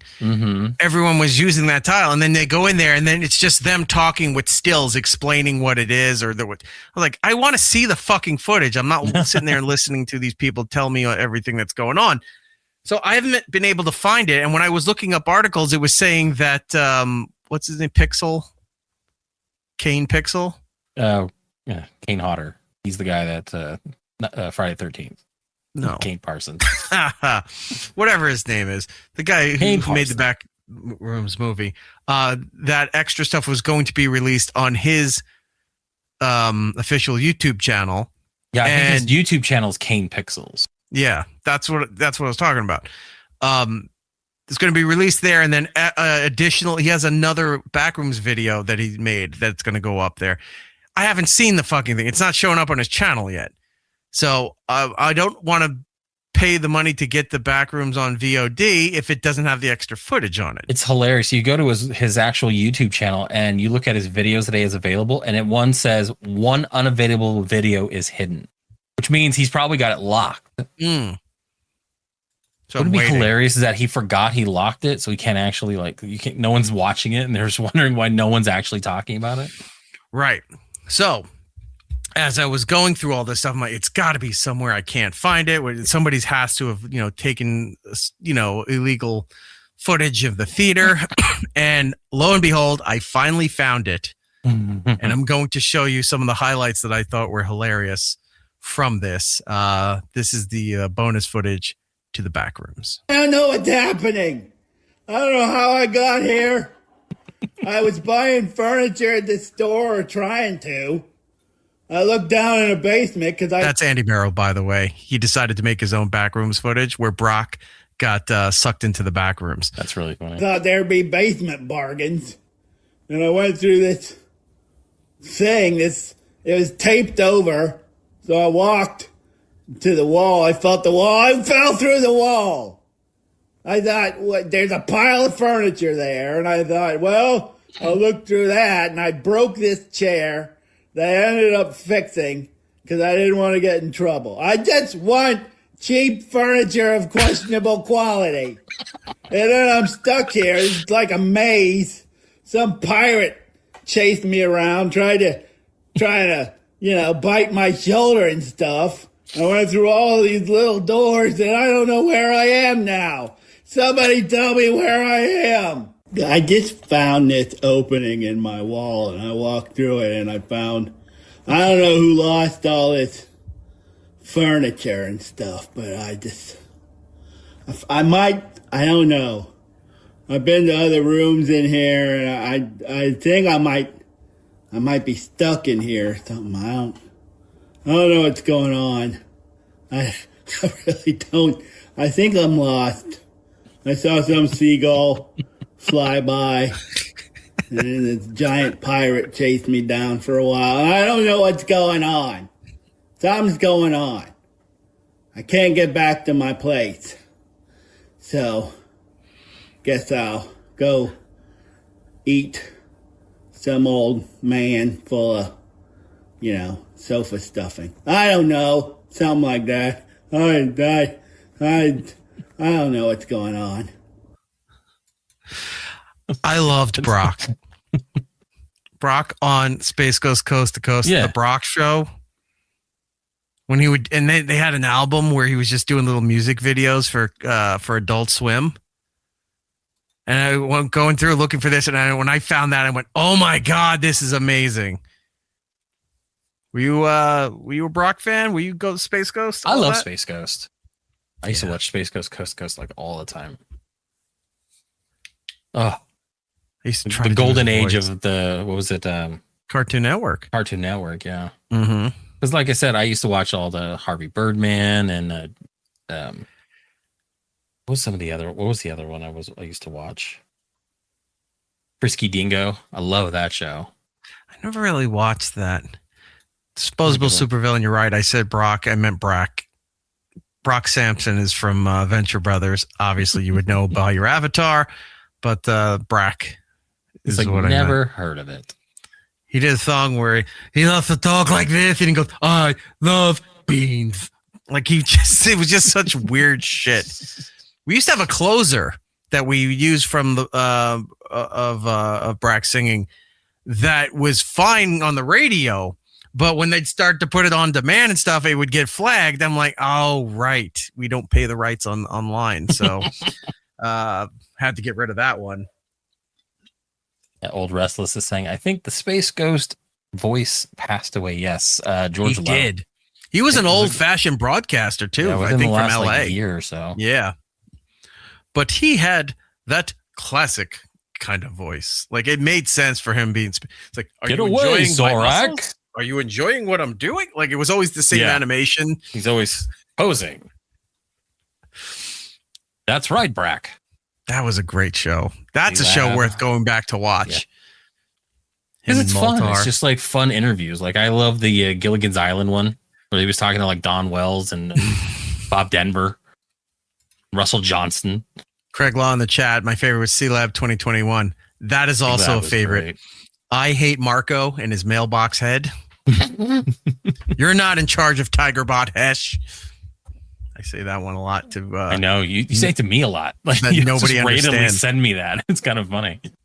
Harvey Birdman was my faves. That was good. What else did I watch? Brack Show, Space Ghost, Venture Brothers, obviously. Venture Brothers, of course. Some of the shows were so stupid. Like I hated Aqua Teen. Like I watched Aqua Teen. Yes, I watched I didn't watch it as much. Aqua Teen was good. Some of their shows were stupid, like fucking Squidbillies. I never watched. I hated. Like there were some really bad shows on there. I know people love Metalocalypse. I understand why it's good. It's just I'm not that big a fan of it. Yeah, whatever. Moving on. I wanted to talk about how Arizona was making it about themselves. And while I what do we do now? While I load this up, for those of you in the live room, hit like, hit subscribe. Maybe get yourself a membership. If you're on the radio end, feel free to go over to the YouTube channel and do the same. It's not just like, well, I didn't get a chance to watch it live. Or go over there, hit a like. It's like stuffing a ballot box, except you're allowed to do it. So in this place, go over there and vote. Hit like as many times as you want. Wait, you can't do that because then it's just turning it on and off while you do that. Hit like, tell everybody else to like it, and help us out. Anyway, Arizona. Always. We've been finding this pattern ever since you joined the show that Arizona finds a way to mimic other important scenarios happening in the country, if not the world. We have to find an angle to which Arizona needs to be involved. I mean, 9/11, all of a sudden, guess what? The guys flying the planes trained here. There's always an Arizona connection with everything. Right. And if there isn't one, we'll fabricate it. Well, it wasn't bad enough that on Tuesday of this week, I was actually doing an interview, not for our show, but somebody had me on, and I actually had to ask them to postpone it by 15 minutes. And I said, I don't know how to explain this to you. There's a bad storm going on around here. We kept getting power flashes. It wasn't the power would go out. It was just a quick little surge. Right. Lights and everything else would stay on. They'd blink real quick, but the computers kept resetting and the cable box kept resetting. So I said, I don't want to log in and go on and start doing this. And then while this is going on, because it happened twice leading up to, my time I'm supposed to be there. And I said, would it be okay if we just push this off for like 15 minutes, let this go past so that I could go on? Yeah, no problem. Great. So we go on. We're doing the interview, and I apologize. I said, look, there's this bad storm that's going on here. I don't know what else is happening. They're saying it's going to be a while. So if it craps out, I apologize. I'll try to dial back in when I can. And we did about 20 minutes, and all of a sudden my phone started screaming with that alert noise. And it was saying shelter in place, tornado detected, and all of that stuff. So now I'm like, oh, great. We've got here it is. National Weather Service. Tornado warning until this time. Take shelter immediately in a basement or interior room on the lowest floor of a sturdy building. If you're outdoors in a mobile home or a vehicle, move to the closest substantial shelter and protect yourself from flying debris. Check media. this thing was just making that, that noise because you grew up in Tornado Alley. Yeah.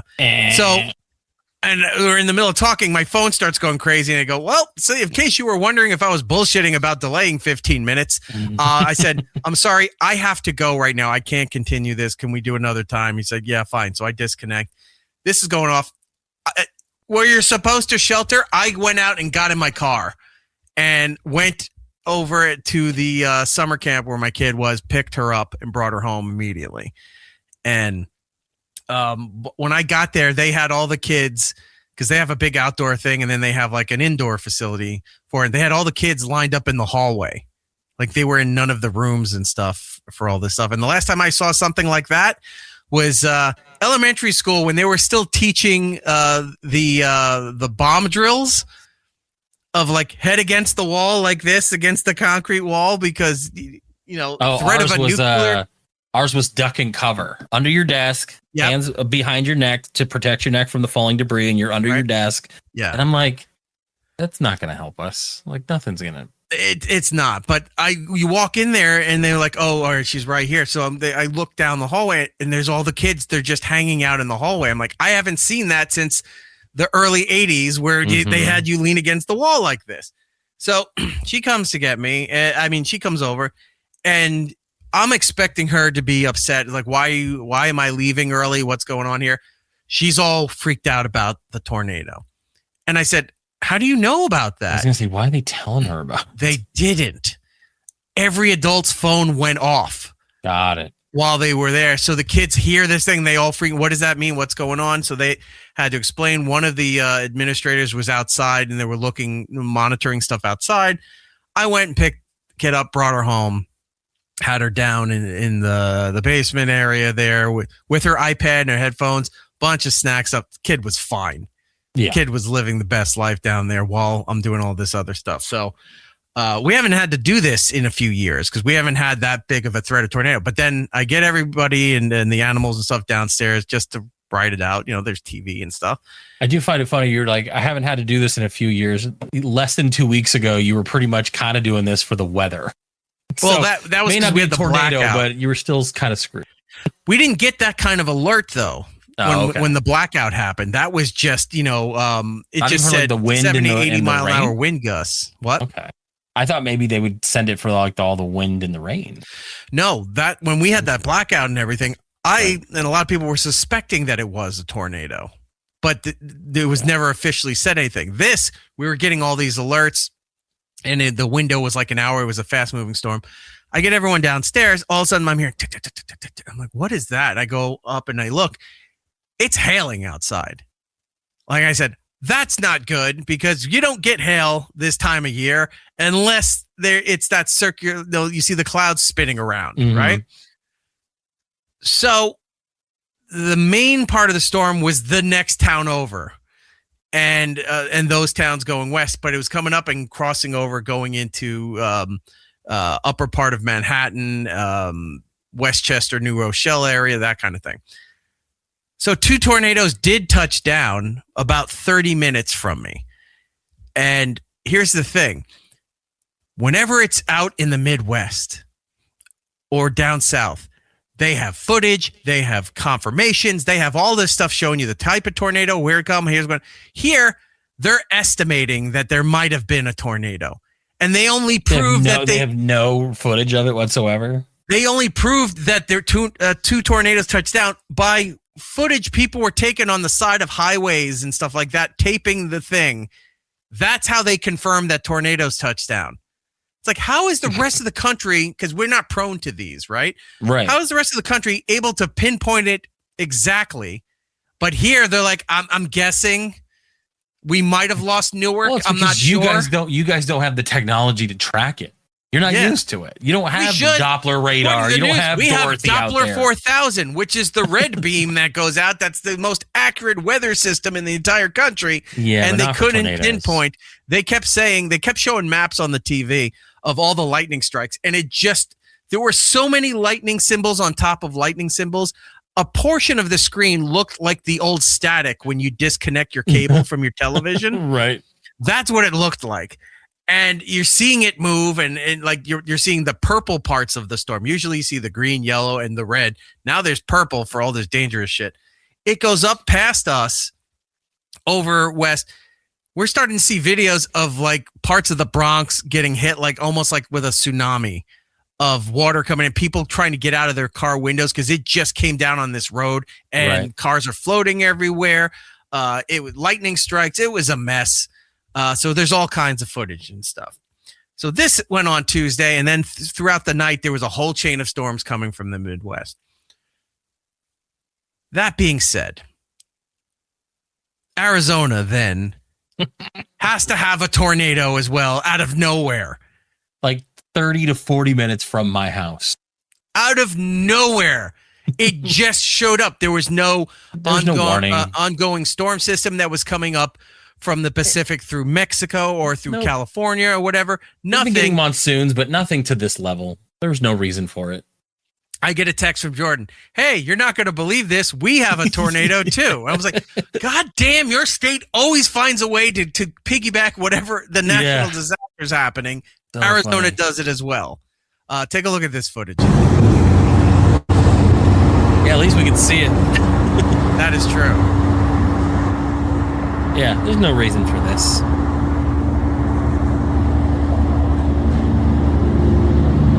Yeah, you have the movies and stuff out there. You don't have this. Yeah, this is in a small town called Globe, Arizona. Is this your footage? No. Globe is probably maybe like 40 minutes. Not from my area, like complete opposite of Phoenix. Like you're going the opposite direction. Right. So, but yeah, that's I saw that and I was like, I can't believe, because you had just told me your story about the tornadoes, and then not minutes later I saw that and I was like, I have to send this to Eric. I have to. I will. I always find it humorous that when you joined the show, and we started noticing the patterns, because who focuses on Arizona? Nobody, right? No. Unless it's election time or something. No one really gives a shit about what's going on in Arizona. But because Jordan joined the show, we started to focus on some things in his area. When plane crashes were happening, Arizona had to have that. Remember the plane crashed into the lead singer's plane of was it Vince Neil's? It was Vince Neil's plane. Crashed into Vince Neil's plane. It's like, why are they doing this? To get attention for Arizona. That's what's happening. And it started as a goof, but really it was truth telling. Yeah. Because every time something happens, there's an Arizona equivalent to it. Almost everything that's going on out there. Yeah. And this is the case. We're like the off-brand, like, you can buy like Nestle's Toll House, or you can go buy Great Value. We're the Great Value of news stories. You're the Kirkland. We're the Kirkland brand of news stories. Right. So yeah, the tornado stuff happened here. So that was a bad day. And then it moved on. Arizona had a tornado and just some sand got displaced. Nothing really big happened over there. We don't know where our cactus went. But we looked into This Week in Disasters last week because there was a lot going on. I have an update for China. Ooh, because we ended last week's segment. They had massive flooding. They had twin tornadoes hitting different areas all the time. And that's where we learned that China has tornadoes too. We were not aware of that. No idea. The snakes. And then the snakes. Yeah. Oh my God. The snakes that got out, they were swimming on the surface of the river, standing up on a surface of a moving river. Like, and they were bunched up. So there's like this giant bunch of snakes. And then every now and then you'd see like a cobra or something just trying to keep its head above water, like a periscope. So it was wild. There's another update of what's been going on in China. They're not doing too well. Take a look at this. This isn't a river, and this isn't a waterfall. Video posted to social media showed heavily flooded streets caused by thunderstorms which swept across Shanghai on Sunday. Authorities in Shanghai progressively escalated weather alerts to the second highest level and warned that some parts of the city could see more than 60 millimeters or nearly 2.5 inches of rain in an hour. Jeez. It comes as China continues to battle department stores are flooded severe weather this summer. Yeah. So it's nonstop. Now, look, I'm well aware of how vast a countryside China is. So it's not like it's all happening in one spot. But still, that's a lot of natural disasters occurring back to back to back. Right. In one area of the world. So China is still under siege. Well, remember last week we also talked about Santa Monica, California, Hollywood area. Where the sun comes up down on Santa Monica Boulevard. Exactly. They had a water main break under the city. Huge sinkhole, tons of flooding and stuff like that. That was last week. Guess what happened today? What? Another water main break in Hollywood. That's this clip right here? Yep. Okay. Updating breaking news in West Hollywood, where a second leak has been reported just 2 miles away from last week's water main break. Scott Reif is live overhead with this. Scott? All the same neighborhood. Yeah, Tony, this brings in huge questions about the infrastructure, our pipelines in this area. This is about 2 miles from the other water leak. We'll show you. This is on Santa Monica Boulevard in Laurel. There's a lot of water going downhill, but we don't have the elevation change. I just want to give you some perspective, because at this point in time, we don't know if it might be related to the break that we had on Sunset. And then another, yesterday, found another leak there at Sunset that they're working on, so that may not reopen for a while. We'll come back to Santa Monica Boulevard now. Santa Monica Boulevard has been the alternate for East. Oh, that's great for Netflix. That's good ad placement. West travel with that closure on Sunset, and they're going to have to shut down Santa Monica Boulevard. Well, it's a disaster of a show, advertising the disaster of an area. This, just like they did on Sunset Boulevard, and that took a week, if not longer, because we know now it may go into Friday or even the weekend, because they have another leak there at Santa Monica Boulevard and a Holloway. But a lot of water percolating up. We see some damage possibly to a plumbing company that's right next door to where the water is coming up on Santa Monica Boulevard. And then we do see quite a bit of water going down. I think that was Laurel Avenue on the top of your screen, and you can tell. But it's nothing like we saw last week. We're not seeing a lot of damage to any of the homes, but boy, a lot of water flowing downhill towards a lot of those parked cars. People are coming out, taking a look at all the water, and they're thinking, oh my goodness, it's only a week from when we had that huge water main break a little bit west of here. So, boy, I tell you, DWP is going to be busy. They have to repair still the leak at Sunset, and now they're going to have to shut down Santa Monica Boulevard here in both directions, more than likely. Okay, whatever. Enough, that still goes on. But, man. 2 weeks in a row for California. China's underwater. Spencer Pratt was not lying. He's like, they don't have money to take care of all this stuff. And the last week's report, we found out those water lines were 100 years old. They're old, yeah. And nothing's being maintained. Nothing's being taken care of. What is this, Craig, in the chat? At least it's not a sewer line that would have been hilarious. It would have been so gross. If it was a massive yeah, it's just a river of shit going down Santa Monica Boulevard. Iconic. Just washing away all the homeless people. So it wasn't a water main leak. The moisture is from the Talking News Choppers guy's left. Yeah, the dentine is separating from his teeth there. Always have like people with like lisps and speech impediments always doing the news or having a large speaking parts. I'm not gonna lie, that's smart. That's great, but he's not the main anchor. I mean, look, you had Tom Brokaw for like 15 years leading the NBC Nightly News with his speech impediment. Normally you would be like, this sounds, but if you're doing like a serious hard hitting news piece, you don't want somebody with a lisp or saliva buildup. But for an air traffic controller guy like that, he's in the helicopter, and when he's just sitting in the back doing Foley work while they have like the drone go over there. Ari pie in the sky. Yeah, exactly that. It's smart.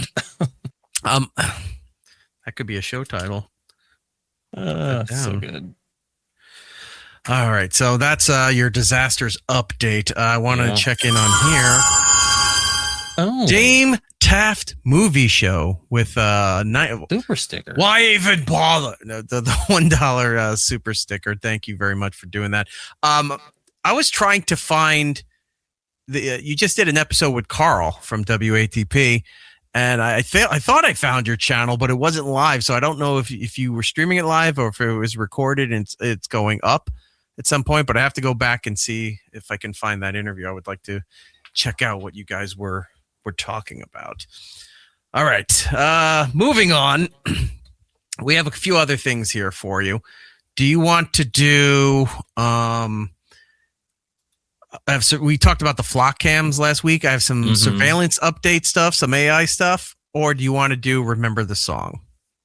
I know that a lot of people last week were asking about Remember the Song, so I feel like if we get too deep into the weeds with something else, if we don't do it this week, all right, let's blow through surveillance real quick and then get into Remember the Song because it's a bit timely.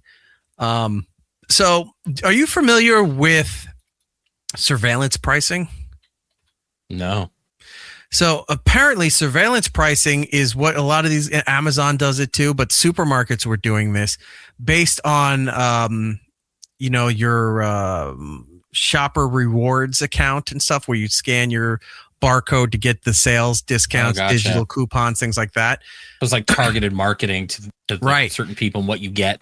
So based on what you're buying or what's in play, they keep trying to change these algorithms of what people want to either encourage you to buy more or discourage you from buying other things. They have like this surveillance thing on what you're spending and what you're buying. And then sometimes they would charge you more for a certain item where they would charge somebody else less. So this was speculated for a while, and then enough proof was coming in that these kind of undercover stings that the local governments and stuff were doing were showing sales receipts that if you bought like a sack of potatoes, you got this for $5, but the guy over there got it for $2.75. So, but the price is really advertised for this. So based on what you're doing, what you're buying, yes, I've seen their dynamic pricing. I've seen dynamic, surge pricing, segmented pricing. There's a couple ways that they've been doing it. Right. And I thought maybe Walmart, especially mine locally, were going to do that because you can see they went away from the stickers of what the prices are to those digital little stickers. So it's like a little digital display with all the pricing and information. Yeah, I showed you that a while back. In real time where it would change. Yeah. You saw that in real time? Someone had footage of it, like where she had something and grabbed it from the shelf, and by the time she got to the register, the price had increased. I'm like, fuck that shit. Yeah, that you can't do that. Yeah, so, the state I'm in, New Jersey, just signed into law here in the state that it's illegal, and they're trying to go after the companies that are doing this. So now that this state did it, you're going to start seeing other states now approve it because they figured out the path to legally do this. Check this out. I feel like one price should just be one price. For everybody. For everybody. Big Brother is apparently keeping tabs on your grocery spending habits. The claim is big tech and retailers track what you buy and then set the price based on what you can afford. I feel like it should just be priced for each person. The same amount that we'll charge John for should be the same amount we'll charge Johnny for. That's it. The governor has signed the fair. We'll get in the rest of it. I hate when they have to get man on the street perspectives because it's just filler and it's really nothing. It's like when they have to talk to coaches or managers and players after a ball game because the organization forces them to. What could you have done different in this game? Well, we just got to try to harder for the next. It's all mumble. No one cares. That's it. The governor has signed the Fair Price Protection Act, calling it a big step to help consumers, especially those who shop online. It's all part of a push to deal with affordability in the state. Last year, Consumer Reports investigated the scale of surveillance pricing on one of these grocery store platforms. They found that one app charged different shoppers up to 20% more for basic products like peanut butter or turkey. The governor adding that the war in Iran and tariffs are also driving up food prices. There is evidence that retailers use your information online to change electronic shelf prices. In other words, they are weaponizing spending habits against the customer. I definitely don't like the idea of supermarket. This shit. No one needs this stuff. I used to, what I used to do with O&A? I would cut unless they were goofy that we could goof on it or something, sound clip, I would cut these parts out of the news clip because you don't need them. It's been able to track what I'm buying and then upselling or charging me more later on. It's people who don't really know what's happening, just reiterating the stuff that's already been said in the news piece. Officials citing examples of shoppers online paying two different prices for the same item. There's also a year-long moratorium on electronic shelf labeling. New Jersey is one of a few states in the nation to crack down on this practice. Over the course of a year, a family could spend $1,200 more for the very same groceries just because of an invisible algorithm. That's just wrong. People deserve privacy. They deserve fair prices. Connecticut and Maryland already have similar legislation, and New York is also looking at a ban on surveillance pricing. Yeah. Insane.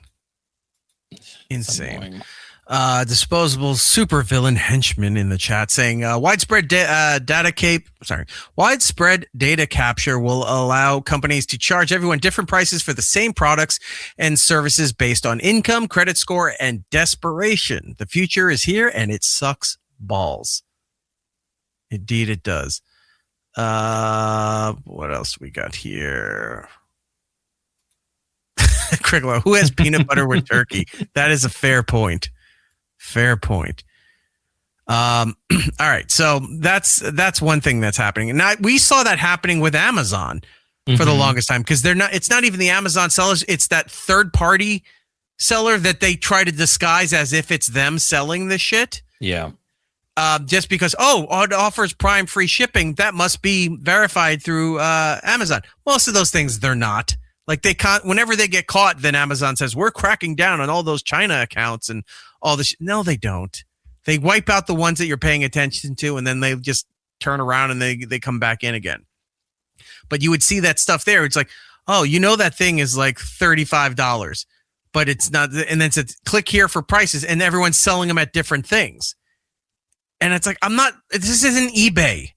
It's not good luck. If you're looking for this is how it's sold. It's a set price. Set it for that price and let me just buy it at that. And a lot of websites are starting to do that, where Walmart, like you go to walmart.com, you may not be ordering from Walmart. It's the same thing where third party's gone in and they're selling it on their platform. So you're like, I'll go in and buy it at Walmart. It's going to be cheaper. No, you're going to get upcharged because it's a third party seller and they know it's like maybe like a hard to find item. And yeah, they're doing that as well. So like all these big companies are now like, they're consignment stores. Like you're just buying from whoever has it. It makes absolutely no sense. Super chat in, pal Cardiff Electric with $2.79 Canadian, whatever that. I mean, might as well not even bother for that amount. I never watched this show. That is a fact, Jacques. Yeah, that is true. There's been a lot of speculation, a lot of falsehoods being thrown around that Cardiff Electric knows of this show and watches it, and it is indeed false. But thank you for being here, my friend. Hope you are doing well. I got to catch up on his stuff too. They've been doing this show called BTH, and I'm not going to explain what that is, but it is a fun show. I saw one episode. I have a few others that are in my playlist that I need to watch.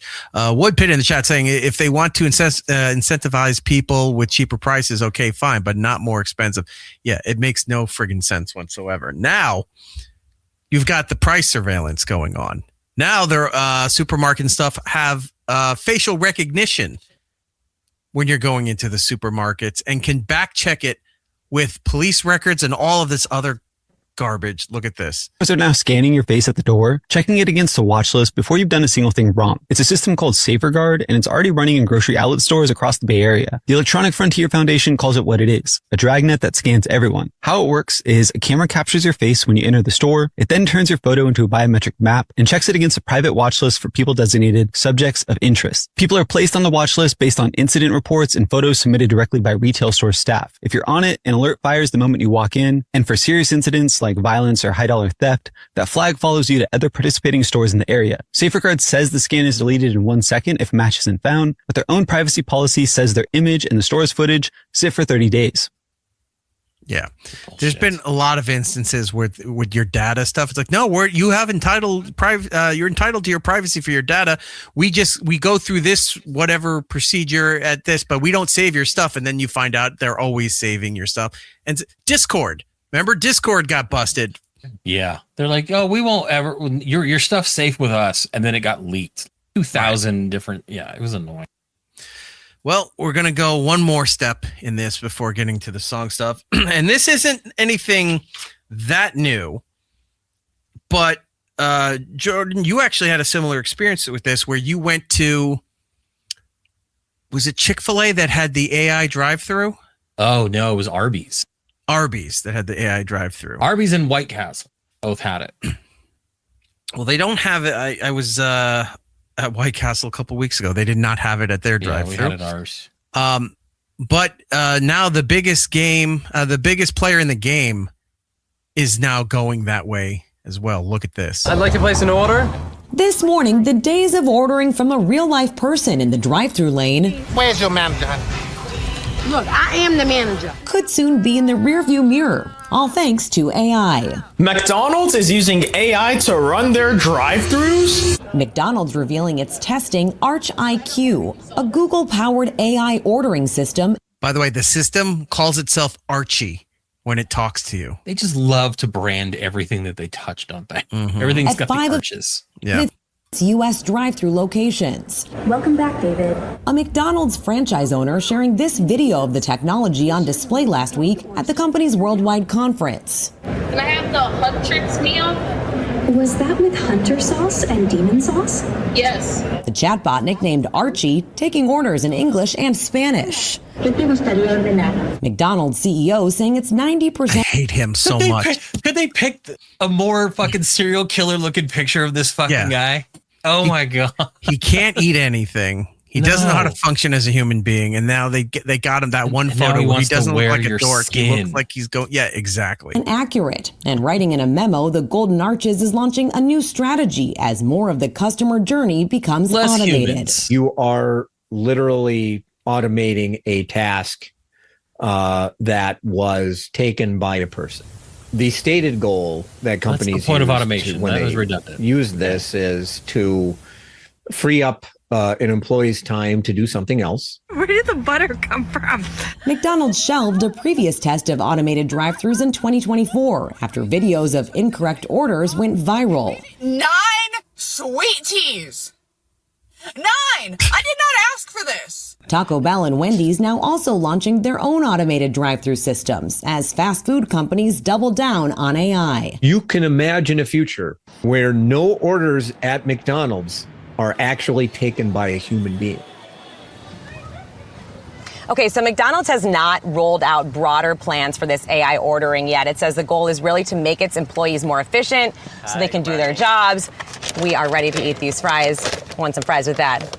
Happy to send some back to you over there. I'm impressed with the way you're doing Humorous your times job. on the Driving the and national news, national morning news program. So when my son and I went to the Arby's to test this out, because we had went once to grab something and I noticed that they had it. And you had said, oh, did you film it? I was like, no, I didn't think about it at the time. So I went again and we ordered stuff and we started doing our order. We got to the point where the AI couldn't understand anything that we were trying to order because I was making changes to like one of the things, take off the sauce, do this, and this, to the point where it stopped. And then you heard someone come on, go, hold on 1 second, we'll take your order. Like we broke it and made someone actually serve, take our order. It was weird. And I hate everything about it. It doesn't understand things half the time. You have to pretty much stick to what's on the menu, because if you start making changes, you want something different, you want the curly fry, you want this.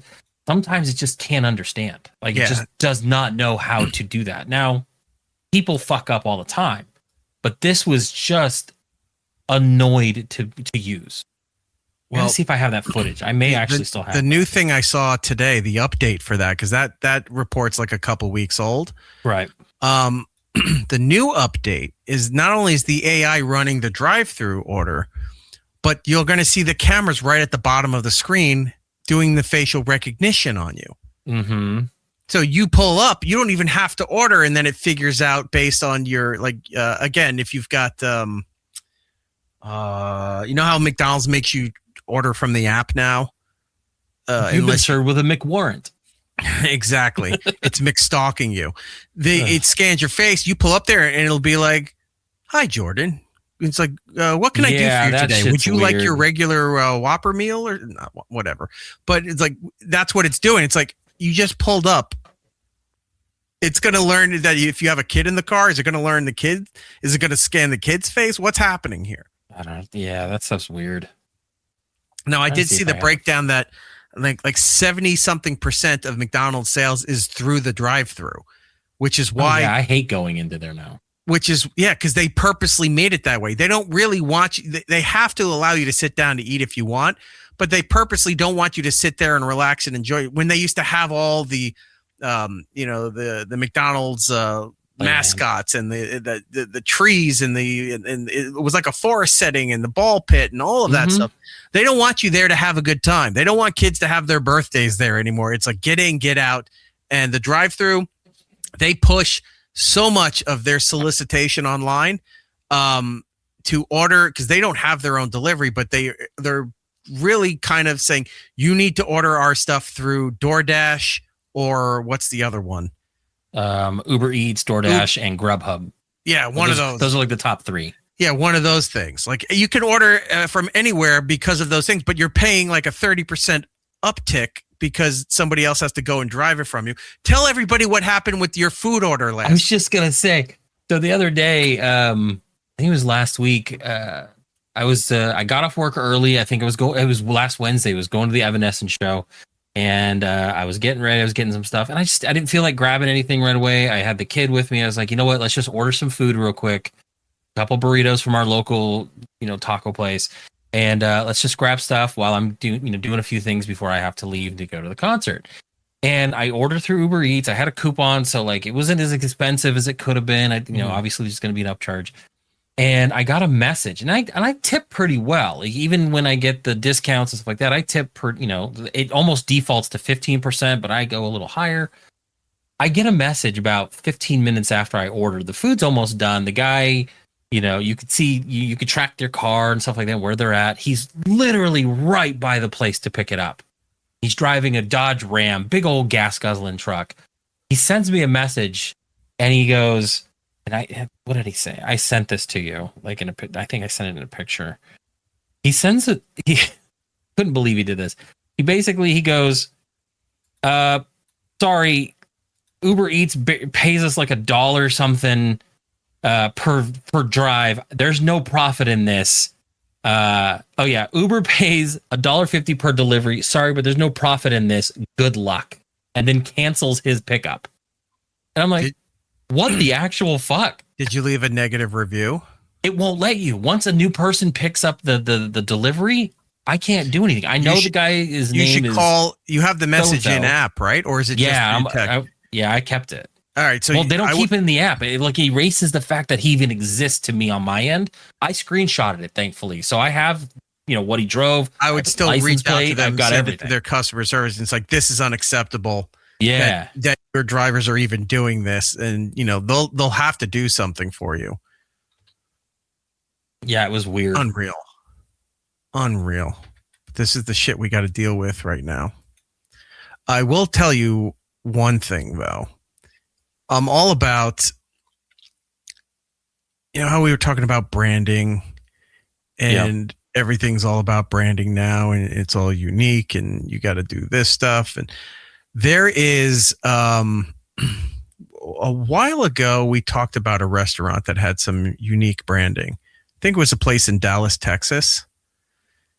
It was about a guy jumping out of, it looked like a science video talking about if you jumped from the lower atmosphere without a parachute, how you would survive or whatever. And then it cuts right into landing at the restaurant and went into about the sales that were going on at the restaurant. Yes, I've seen those. It's like a really extreme thing, but if you go to so-and-so here, you can they're at it again.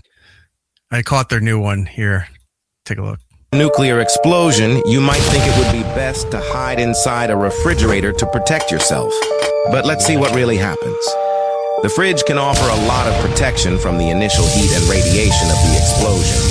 But if you're even 5 miles near the explosion, the blast force can be too powerful, and it'd send you all the way to Nenes Taqueria. And that's where the real challenge begins. Your mission, resist the slow-braised birria tacos and the al pastor carved fresh off the trompo, served on fresh handmade tortillas. Warning, survival is highly unlikely. We'll see everyone today at your nearest Nenes Taqueria. Yeah, I love those. when they do that. Yeah. because it totally gets you sucked in, and you're like, oh my god, this is fantastic. It's awesome. All right, mark that off. Everything else can wait for another time. All right, so remember this song. We've done this a few times.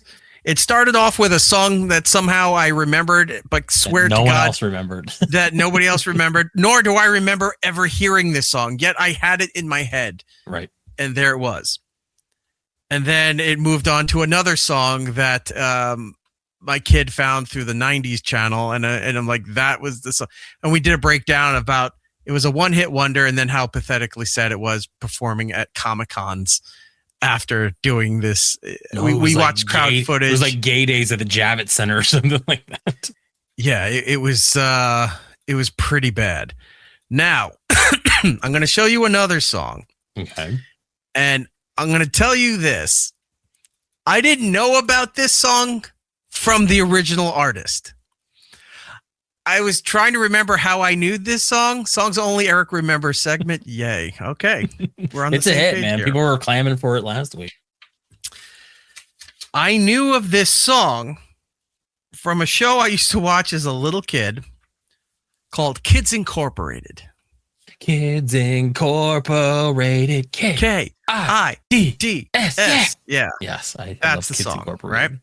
So there was a girl on that show that I had a crush on forever, and it wasn't Stacey Ferguson from the Black Eyed Peas. But she was singing this song. On that, wasn't she? Yep, she was on there. Martika was on there. Right. Who did Toy Soldiers. And then Ryan, who played guitar in the band, was in Monster Squad. Yeah, Wolfman's Got Nards. He was the older one, the cool kid. Yes. With the earring and the fucking fingerless gloves. Mm-hmm. So, just go on. Anyway, so so the song I heard it, and here was the thing with Kids Incorporated. When you're a little kid, you don't know anything about cover songs or original songs, right? Or what have you. You just know, oh, that song, I heard it from this station, or I saw that person singing, and you think that's what it is, right? So, the song I knew from that show, and then at some point I heard the song again, and I went, wait a minute, that's not because Kids Incorporated had some original songs, but a lot of it was covers. So if you didn't know, you couldn't tell which song were the covers, which weren't. Well, it's like when you hear All for I Swear, which was it, All for One? Yeah. And then you hear the fucking country version, and it blows your mind when you're at a school dance. You're like, this isn't a country song. John Michael Montgomery? I believe so. Right? Yeah. Yeah. By the way, you like the artwork from the Garth Brooks stuff? I had so many people going, wait, is that you? And I'm like, yes. I 100% approved of it. If you haven't seen that segment of us waxing poetic about Garth Brooks hits, it's available up on the YouTube channel. Go and look for it. So, so I hear the original song and I go, what is that? I'm like, I don't remember that version. And I go look it up and I say, oh, this is the original version. Kids Incorporated did a cover version of it. This song, no one remembers. Now, you may know the person singing it, but not because they were a singer, but because they were an actor, comedian. Ooh. And you looking down at the screen? I'm not looking down at the screen. I know better. Okay. Eye contact. Okay. Yeah, up here. The song is called Breakaway. Do you know that? I'm not even going to tell you the artist yet. But I got to tell you, I am notoriously bad with song titles, so I wouldn't know it by song title. I have to hear. Okay. Take a listen to this. Oh,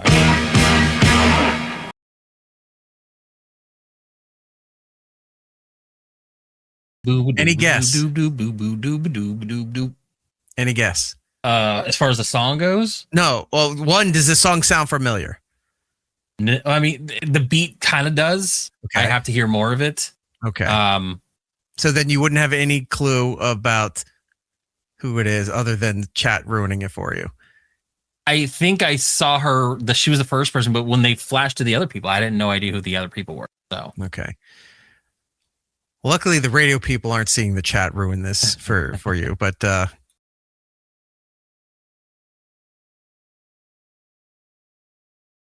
Tracy Ullman. I love Tracy Ullman. Now, you may know her as the show that The Simpsons springboarded off to much, much more richer pastures. But she's was she Australian or British? British, I think. Look it up. I know she was in Robin Hood Men in Tights as Latrine. Oh, used to be shit house. Well, she always had a sketch comedy show. They had the Tracy Ullman show, which was on Fox. Yeah, I love that show. Which gave birth to The Simpsons. She had another show not too long ago. I think it was on Showtime. She did another sketch comedy show. Subdivisions. Chris is saying HBO. So that makes sense. Okay. But yeah, she was trying to be a British pop hit before her comedy and acting stuff took off.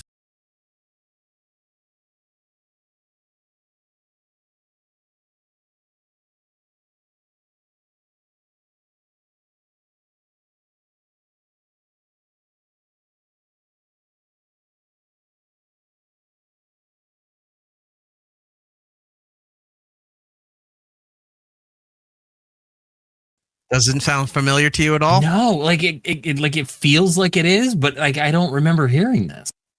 Especially her version. Kipcast saying, "How I have never heard of this. I swear Eric has access to an alternate timeline." He does. Everything's slightly off. Craig is saying, "Is this the dead milkman?" Yes. Yes, it is. Yes, this is just their this is their goof project that they work on the side. I don't think I ever found her attractive. When she was younger, she's kind of cute, and there are times where she looks old even as young. Looking. She looks like Yardley Smith here, a little bit. Okay, yeah, I kind of get it. Little Lisa Simpson action. I don't know. I don't think she was. Not that it matters if I thought she was cute or not.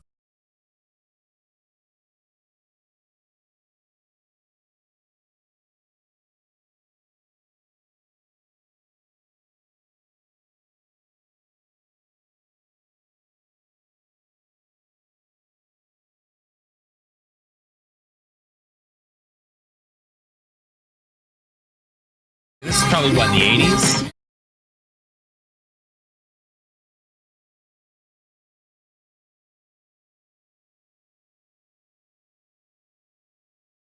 $1983. So this was packaged with, when MTV launched, they had a lot of the video stuff was being done early on in England. The new wave movement and all of that. These were all bands that were either breaking or established in England that weren't over here yet. So we imported a lot of stuff over here. The Police, Eurythmics, David Bowie, all that stuff. A lot of this stuff was coming over here that just wasn't here before. What's the guys who do Men Without Hats? Oh my God, remember them? And then Safety Dance, and Pop Goes the World. Whoever did Come on Eileen. You know, Dexy's Midnight Runners. Yeah. You were getting all this UK stuff funneling over here. This was part of a package deal. Like whatever label had her stuff was being played on MTV. Didn't last long on MTV, but it was there because they were desperate for videos and activity. But this sounds like the 50s. You know, it's very like doo-wop 50s. Or that early 60s era of pop stuff. Yeah.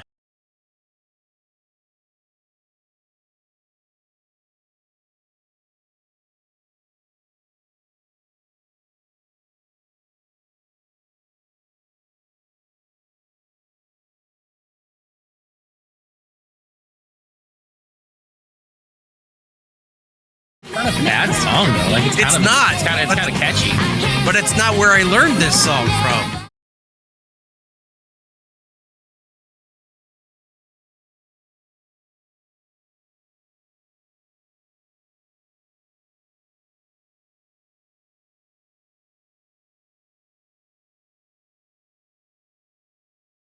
It feels very reminiscent, like you said, of the 50s, early 60s. Right. Like without even seeing the visuals of her dressing this way, that's what it feels like. Yeah. Yeah, they're going for that 60s mod look. Yeah. The fembots, Austin Powers thing that they mock. Yeah. But anyway, another song. I have more. We're not gonna do more stuff today, but I have more down the line for songs that you remember. I would like to show you the Kids Incorporated version. Please do. I'm excited for you to find one eventually that people actually know. Right. Was there But I stuff like in the that you were chat? I saw the finding stuff chat that no one- flying by, but I couldn't really. Oh, hey Beth. I know Beth. Where do you find this shit? I don't know why. I don't know why I have it. Eric is at it again. Loki. Oh no. Yeah. He's going to end my timeline and the planet's going to die. Yeah, no, this feels like it should not be seen by us and it's causing an incursion. Disposable supervillain. Iraq is a cultural nexus across space-time. Yeah. If you find I was any going to say, more. because like I have very eclectic tastes. I see a lot of things. I actually think just found another thing that's random that I really like. Yeah. But yes, you find things by people that people know but don't know exist. You know what I mean? Like you say Tracy Ullman. Yes, I 100% know Tracy Ullman. You know she was a singer. Not one bit. Yeah. I'm finding weird Israeli bands and you're finding people that have no business doing this. And all right. Well, here's the Kids Incorporated version that I was familiar with, not the Tracy Ullman version.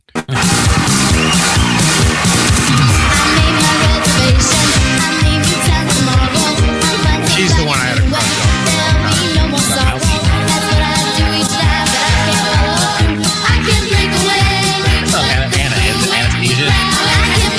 There's Stacey. That guy right there. There's the guy from. Yeah. Why am I spacing on the movie? Wolfman Has Nards. What's the movie? Monster Squad. Thank you. I love You were gonna watching you tell me? flounder for a second. No, I wasn't. Yes, they would lip sync the television shooting, but they went and recorded. They had a studio that they would record all the songs themselves. But anyway, so this is where I remember the song from, and that's Martika, the tall one in the red there, that did Toy Soldiers. Yeah. Which also became a sample for an Eminem song. Anyway, so that was that.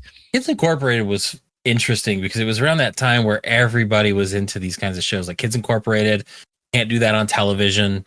There was another one that it wasn't probably until a little bit later, like when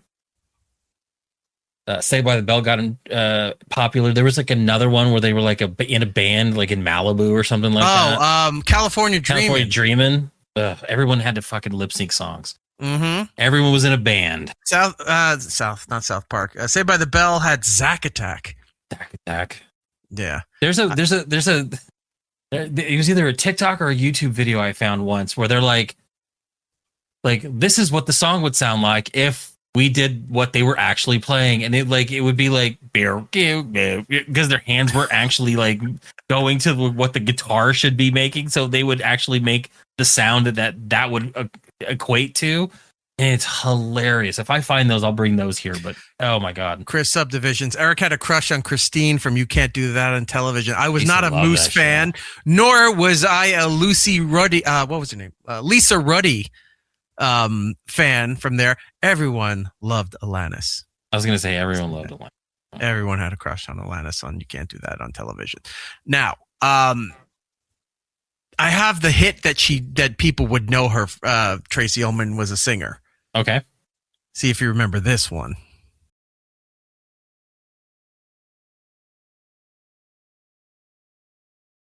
And I don't know why there's a guy in a G-string hitting a gong.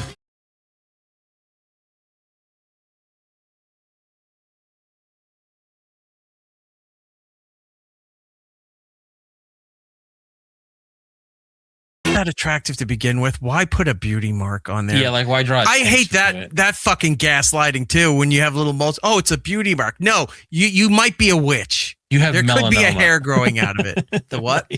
You have melanoma. Fucking get rid of it. Oh, I thought it was like the Uncle Buck bit where he's talking to the principal and she has a giant mole, so he flicks her a coin and he says, "Here, go to the city, get a rat to gnaw that thing off your face." Makes me laugh.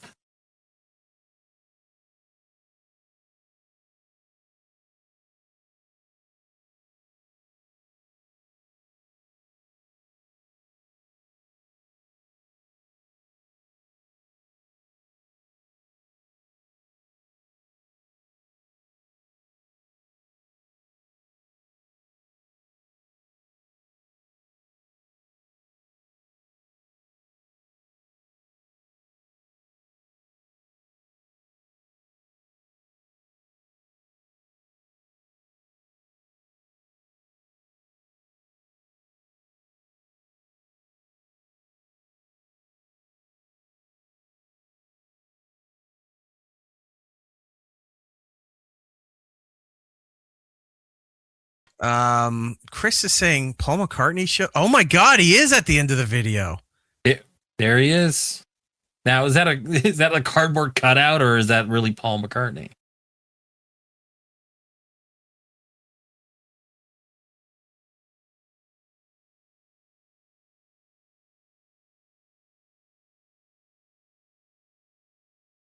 How much did they pay to get Paul McCartney in? Like, what favor did Paul need to repay? Because this is what, early 80s, which means...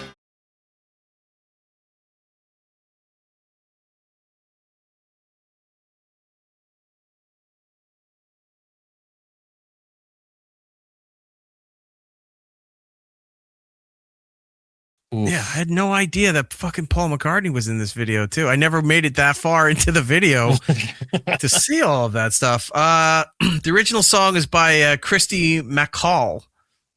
Interesting. Not aware of that. Fucking Brits, man.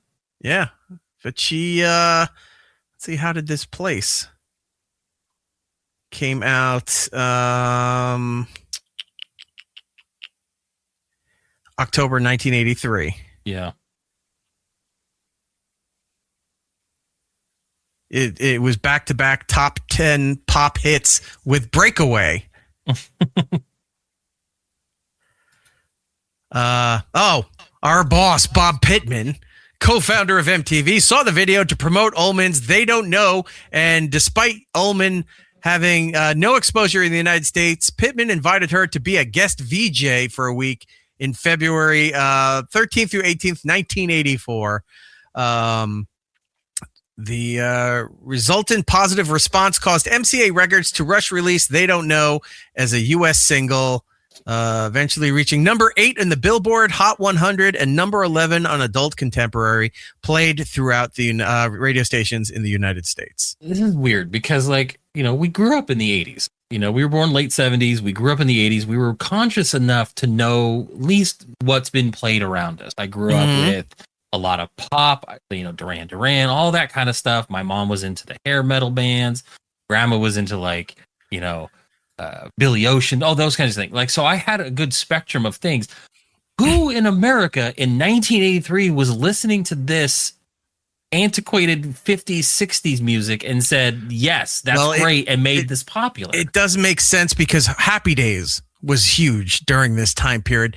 It's that, remember, up until the last few decades, it was everything that happened 20 years ago became back in style again. So during the 70s into the 80s, the 50s stuff was popular. The 80s had a bit of a different because there was a juxtaposition on sitcoms like Family Ties, perfect example. Hippies from the 60s, parents, where 80s kids were conservative or new wave or whatever. You saw it again in the 90s where a lot of 70s stuff was coming back into style through music, through clothing, whatever, through the 90s. Then the curse of the 90s for everyone else is that the 90s came back into style at the end of the 2010 decade and haven't left yet. I think the curse of the 90s is that in the 90s we were listening to swing bands. You know, Swing music was huge. I even sent that to to go see Big Bad Voodoo Daddy to you and Rob, and Rob's like, I'd go to this. The 90s said the last several decades were atrocious. We're going back to the roaring 20s. We need to go to the 20s and 30s. Good stuff. Yeah. That's so funny. There you go. Dazed and Confused in the 90s, but that was 70s culture. You know, it was about the time in the 70s and stuff. But no one's waxing poetic or pining for the 2000s. Like, there's stuff that's there. There's no definitive change in the 2000s, though. It was more carryover from the 90s. Like, it was still there is the grunge, but it was and technology rock level. causing culture, not culture causing everything else. Because in the mid 2000s to the late, you had YouTube show up, Facebook show up, MySpace, the iPhone, iPod. There was a lot of milestones in that decade. But that was making the culture. It wasn't the culture influencing other stuff to happen. Yeah. And then past that point, it's just been, thanks to Vine and TikTok and all those other things don't have time to resonate. It comes in too fast and goes out even faster. Yeah. So they go back to the 90s, which has been in a retro resurgence for almost 20 years. I'm not complaining. I love the fact that it's the still 90s were the best. And if my dad was still alive, music, as he used to, roar about how great the 50s were and everything, I'd say, eat shit, old man. The 90s has been around since the 90s. No one gives or remembers the 50s anymore. No. None. I shouldn't say that about my dad, but still, it would have been fun to say to his face. I'll say it about my dad. Go text him. He's also not with us. Oh, okay. I'm sorry. I'm not. Go have a like in Clue, not Clue, Back to the Future and the Back to the Future 2, when there's like, we've had this letter for 70 years. We need to let us know what it is. We all want to know what it is. Go have a delivery and a letter placed on his grave and say, Dear Dad, I know we didn't have the greatest relationship, but no one gives a shit about a the relationship. 50s. Yeah, that too. That's pretty funny. Yeah, like I honestly didn't know Tracy Ullman did that. I'm not going to go clamor for it, right? But it's interesting. But I do have something I want to leave you with. Why can't I find it? What did I label it as? Not there. Break it. It's gone. No. What? Oh no. Where did it go? You teased us and now we don't get it. I put it somewhere. Oh, that's usually what happens. That's what she said. You don't know what you just said. No. I gotta find it. Isn't it? I gotta find it now. We should definitely do a segment of things that are cover songs that we didn't know were cover songs. Oh, that's one of the things I stuff. collect. I collect cover songs and have been doing it for decades. All right. This is not what I was looking for, but it's a good time filler in the meantime. If I can get it to load. Why is it not loading? Oh, because it's loading on the computer. I didn't load it through the software. My bad. We'll let it go this time. Here we go. This time. Check this out.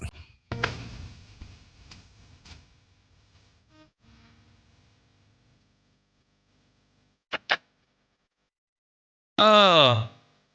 What fucking this? Now, for the radio audience, fantastic. You enjoyed that fantastic song, but what was happening is this guy who would go and what kind of dancing you call that at metal shows? I don't know. It's almost skanking, but it's something else. I don't know what it's called. I just see people in the pit doing it. Yeah, because they're not like windmill kicking. They're just when you're in the pit, you're gonna punch and kick. Right. Yeah. Let's give it another watch. Look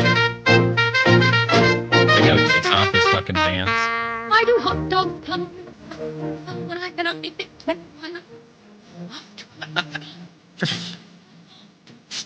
Just kick punching, dancing in his living room. You know what the best part is? Keeping his hands down so he doesn't hit the ceiling fan.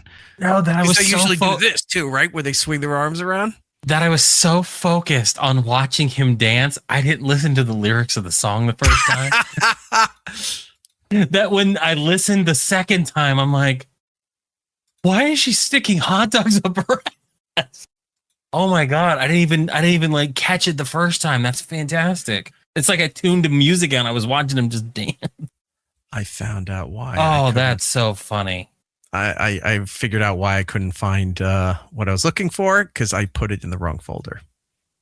Oh, that's too funny. Why did I block out the music? I'm going to show you something very unique.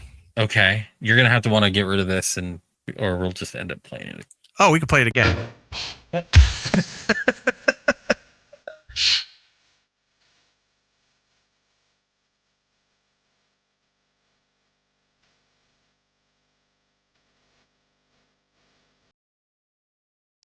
That might have to go into our video clip section. Do. So just out of nowhere, if it's referenced, you just sit there and you go, "Why do hot dogs go?" Like, this is a very hot dog centric show today. Yeah. It's like, no, random mention of this video. Oh, yeah?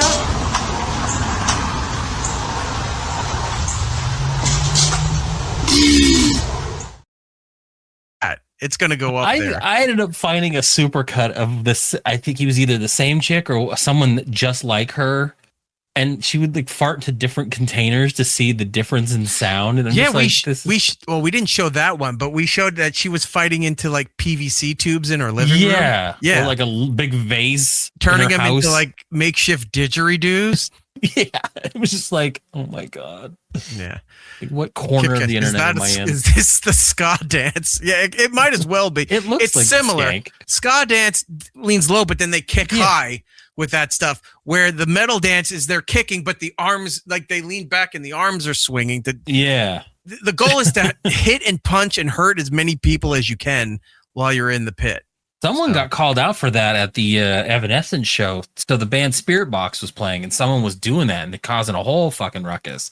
So she ended up stopping the show and got the guy kicked out because he was just like swinging and kicking. Like when I went and saw another band about 3 weeks ago, someone was doing that. So it was like they were doing that and they were doing like the windmill kicks and being fucking wild to the point where they grabbed another guy's arms and was like, almost like swinging him around to like throw him into people. It's fucking ridiculous. Oh, I want to point this out when you're saying you're at a concert, by the way. Jordan sent me this. That's my list of He's concerts. Journaling his upcoming concerts. I had to figure out where I was going to send it to my daughter's mom so she could know when I am stealing my kid away.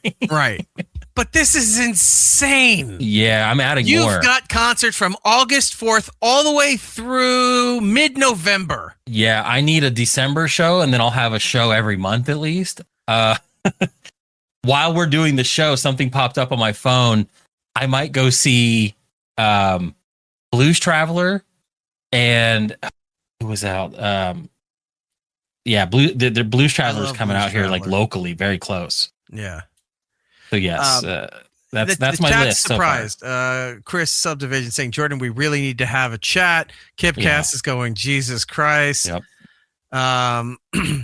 Chris is saying the gist of it all, that better not be your handwriting because you write like a 14-year-old. First of all, chick. A, that is my handwriting, and B, that's actually messy.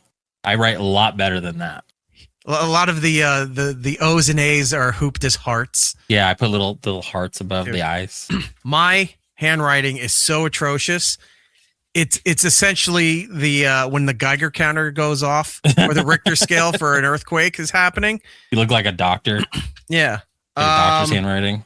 Let me see. Okay, so some of this stuff. So like Baby Metal. I just bought tickets to Baby Metal. They're running deals right now. Like concerts right now do seem, some concerts are overpriced, but then they're realizing that. We talked about it. It was that Blue Dot Fever where nothing's selling out.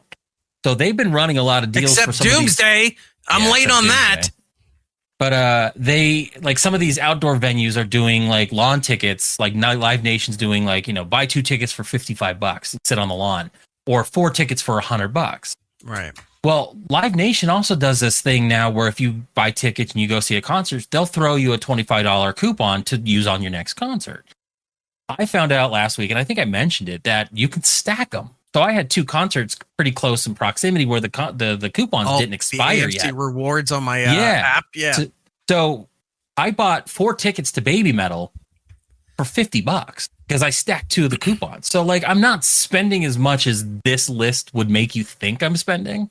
Right. Some of them are a little more pricey. Like I paid a little more for Journey. My Chemical Romance I bought last year. Like I've had those tickets for an entire year now.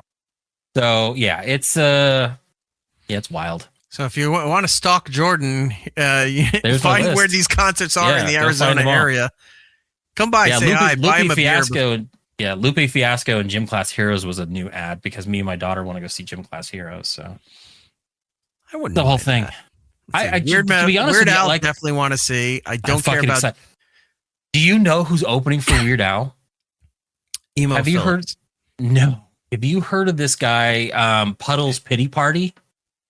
It's this guy that does like cover songs, but dressed as an old timey clown, and he sings it oh my god, it's so fucking cool. All right, Puddle's Pity Party. Make a note for that for next week. All right. Subdivisions put no Rush. I'm disappointed. I actually don't like Rush. I'm not a big I don't like Rush fan. either. So I toyed with it just to see them, but I'm not into them enough to go see through that. Kipcast, My Chemical Romance best on the list. I'd go see My Chemical Romance. I'm starting to like Benson Boone. I have no interest in seeing, Timu Freddie Mercury. I really don't care. That was a definite daughter pick. Like she, if I'm going to drag her to things that I like that she's starting to get into, she's going to drag me to some of that stuff. So most of the stuff is for me. I do like how you have Coheed because fuck Cambria. Yeah. Just listed on the list. Well done. Baby the Metal. Funny thing is, Coheed's not even the headliner on that one. Coheed's the opener for Shinedown. And me and my daughter both agreed we don't care enough about Shinedown to stay. Oh, good. We're going to see Coheed and then fucking bounce. No one cares about Shinedown. Shinedown. Go get burgers. Yeah, see, it's like, I'm only here for the opening act. Wait, really? Yep, I'm leaving. As soon as intermission goes, I'm out. Yeah, we're gone. Parking. We're going to get out early. It's going to be fantastic. Yeah, I'm excited to see Journey for sure. I hate Journey. Don't care. Baby Metal, I like watching their videos. I don't know if I'd care to see them live. President is that group you talked about, you saw not too long ago. Yeah, I saw them open for Bad Omens. They're a kind of a newer band. They're just putting out their new album, I think, this next month. Right. So they've been doing songs here and there. They got a new single dropping, I think, next week. Okay. They're good. They're really good live, and they're playing at a smaller club. So now it's going to be a little bit more intimate, and I'm excited for that one. Weezer, I'm very excited about because it's Weezer. The Shins are playing with them, and I like the Shins. I never really got into Silver Sun Pickups until I mentioned it to you and Rob the other day. Yeah, I have been listening to a lot of them lately. I think I like Silver Sun Pickups. That year Panic Switch came out. Panic Switch is fantastic. Was everywhere. Yeah, it's such a good song. So President, I don't care seeing Weezer. Last time I saw Weezer, the Pixies opened for them. Yeah, I remember that. That was a great show. Actually, Falcons I'm excited for because they're doing the entire Melancholy and Infinite Sadness back to back, all songs. So double album, full concert. I don't even think they're having an opener. They're just going to do an entire show. So I'm excited for that one. Father of Peace is a band that I found on TikTok, oddly enough. They're from Israel. Real catchy. Like they kind of have this weird Zionist. Yeah, I'm going to wear my Free Palestine shirt. It's going to be awkward. Throw watermelons everywhere. Like, what is this? But I dig them. And yeah, watermelon means, depending on the ages in the crowd, watermelon's going everywhere. It's like, are they Gallagher fans? And then the younger people are all screaming Free Palestine. Exactly. It's going to be fun. Well, yeah, you've got a whole to-do list there of your upcoming concert goings. I'm excited. Giddles came in here and says, I'm seeing Prodigy in September. I thought that one guy was dead. He is, but the band is still together. I mean, he did stuff, but a lot of the stuff that he wasn't the main guy. He was just like, everyone thought he was the face of the band, but like there's this black dude that sings for them. And then later on, they picked up this girl who sings a lot of songs now. Oh. So Prodigy is actually really good. Same girl that replaced Chester Bennington? No, but she actually did good too. I came in with. Today I was actually listening to the Prodigy with my son in the car. I picked him up from school and we were listening to all kinds of stuff. And then I put Smack My Bitch Up on and he was just like, Do you do that thing where does he sit in the front seat or no? Is he not big enough? He still sits in the back. My daughter's in front. All right, well, and your daughter's in the front. I still lean back I have enough room to lean back and terrorize my kid in the car when she's not paying attention. Because when a song comes on and then there's a point of emphasis in the song, be it a repeating chorus or a power moment, I'll sit there and I'll grab her like that. Stop touching me. I do that to my son. Yeah, it's so much fun. It's great. I scare him all the time. You saw the video. Yeah, it's fantastic. I scare him at every moment I can scare him. Before we continue,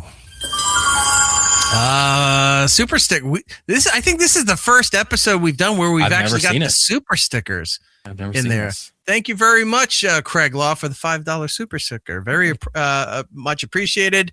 And that money goes to supporting Jordan's habit.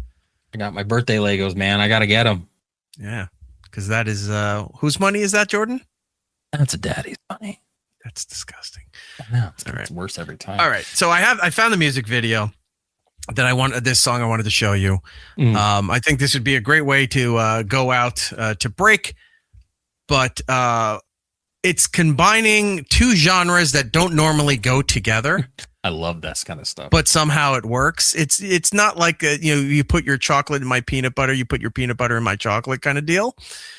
But somehow this works. Let's take a look. I told you had to get rid of it, and it happened anyway. Okay, you gotta keep it going. No, that's was on purpose. Okay, good.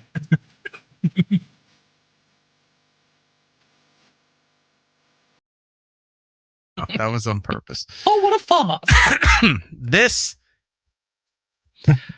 I'll tell you this. I'm not that big a metal fan. There are things that I like, but for most of the genre, I'm not that big of a metal fan. It's true. I'll send him videos of when I'm at these concerts, and he goes, "No, thank you." Yeah, like this is too garbage. loud. And you're like, "No, this place is." I can't. This place is understand losing a word they're it. saying. Yeah, I can't do it. But this is if they were performing somewhere, I would go see this. Jordan, I think you're going to love this. Take a look. I'm in. Let's do this. More, it's Eric Nagel. It's Eric Nagel. Next.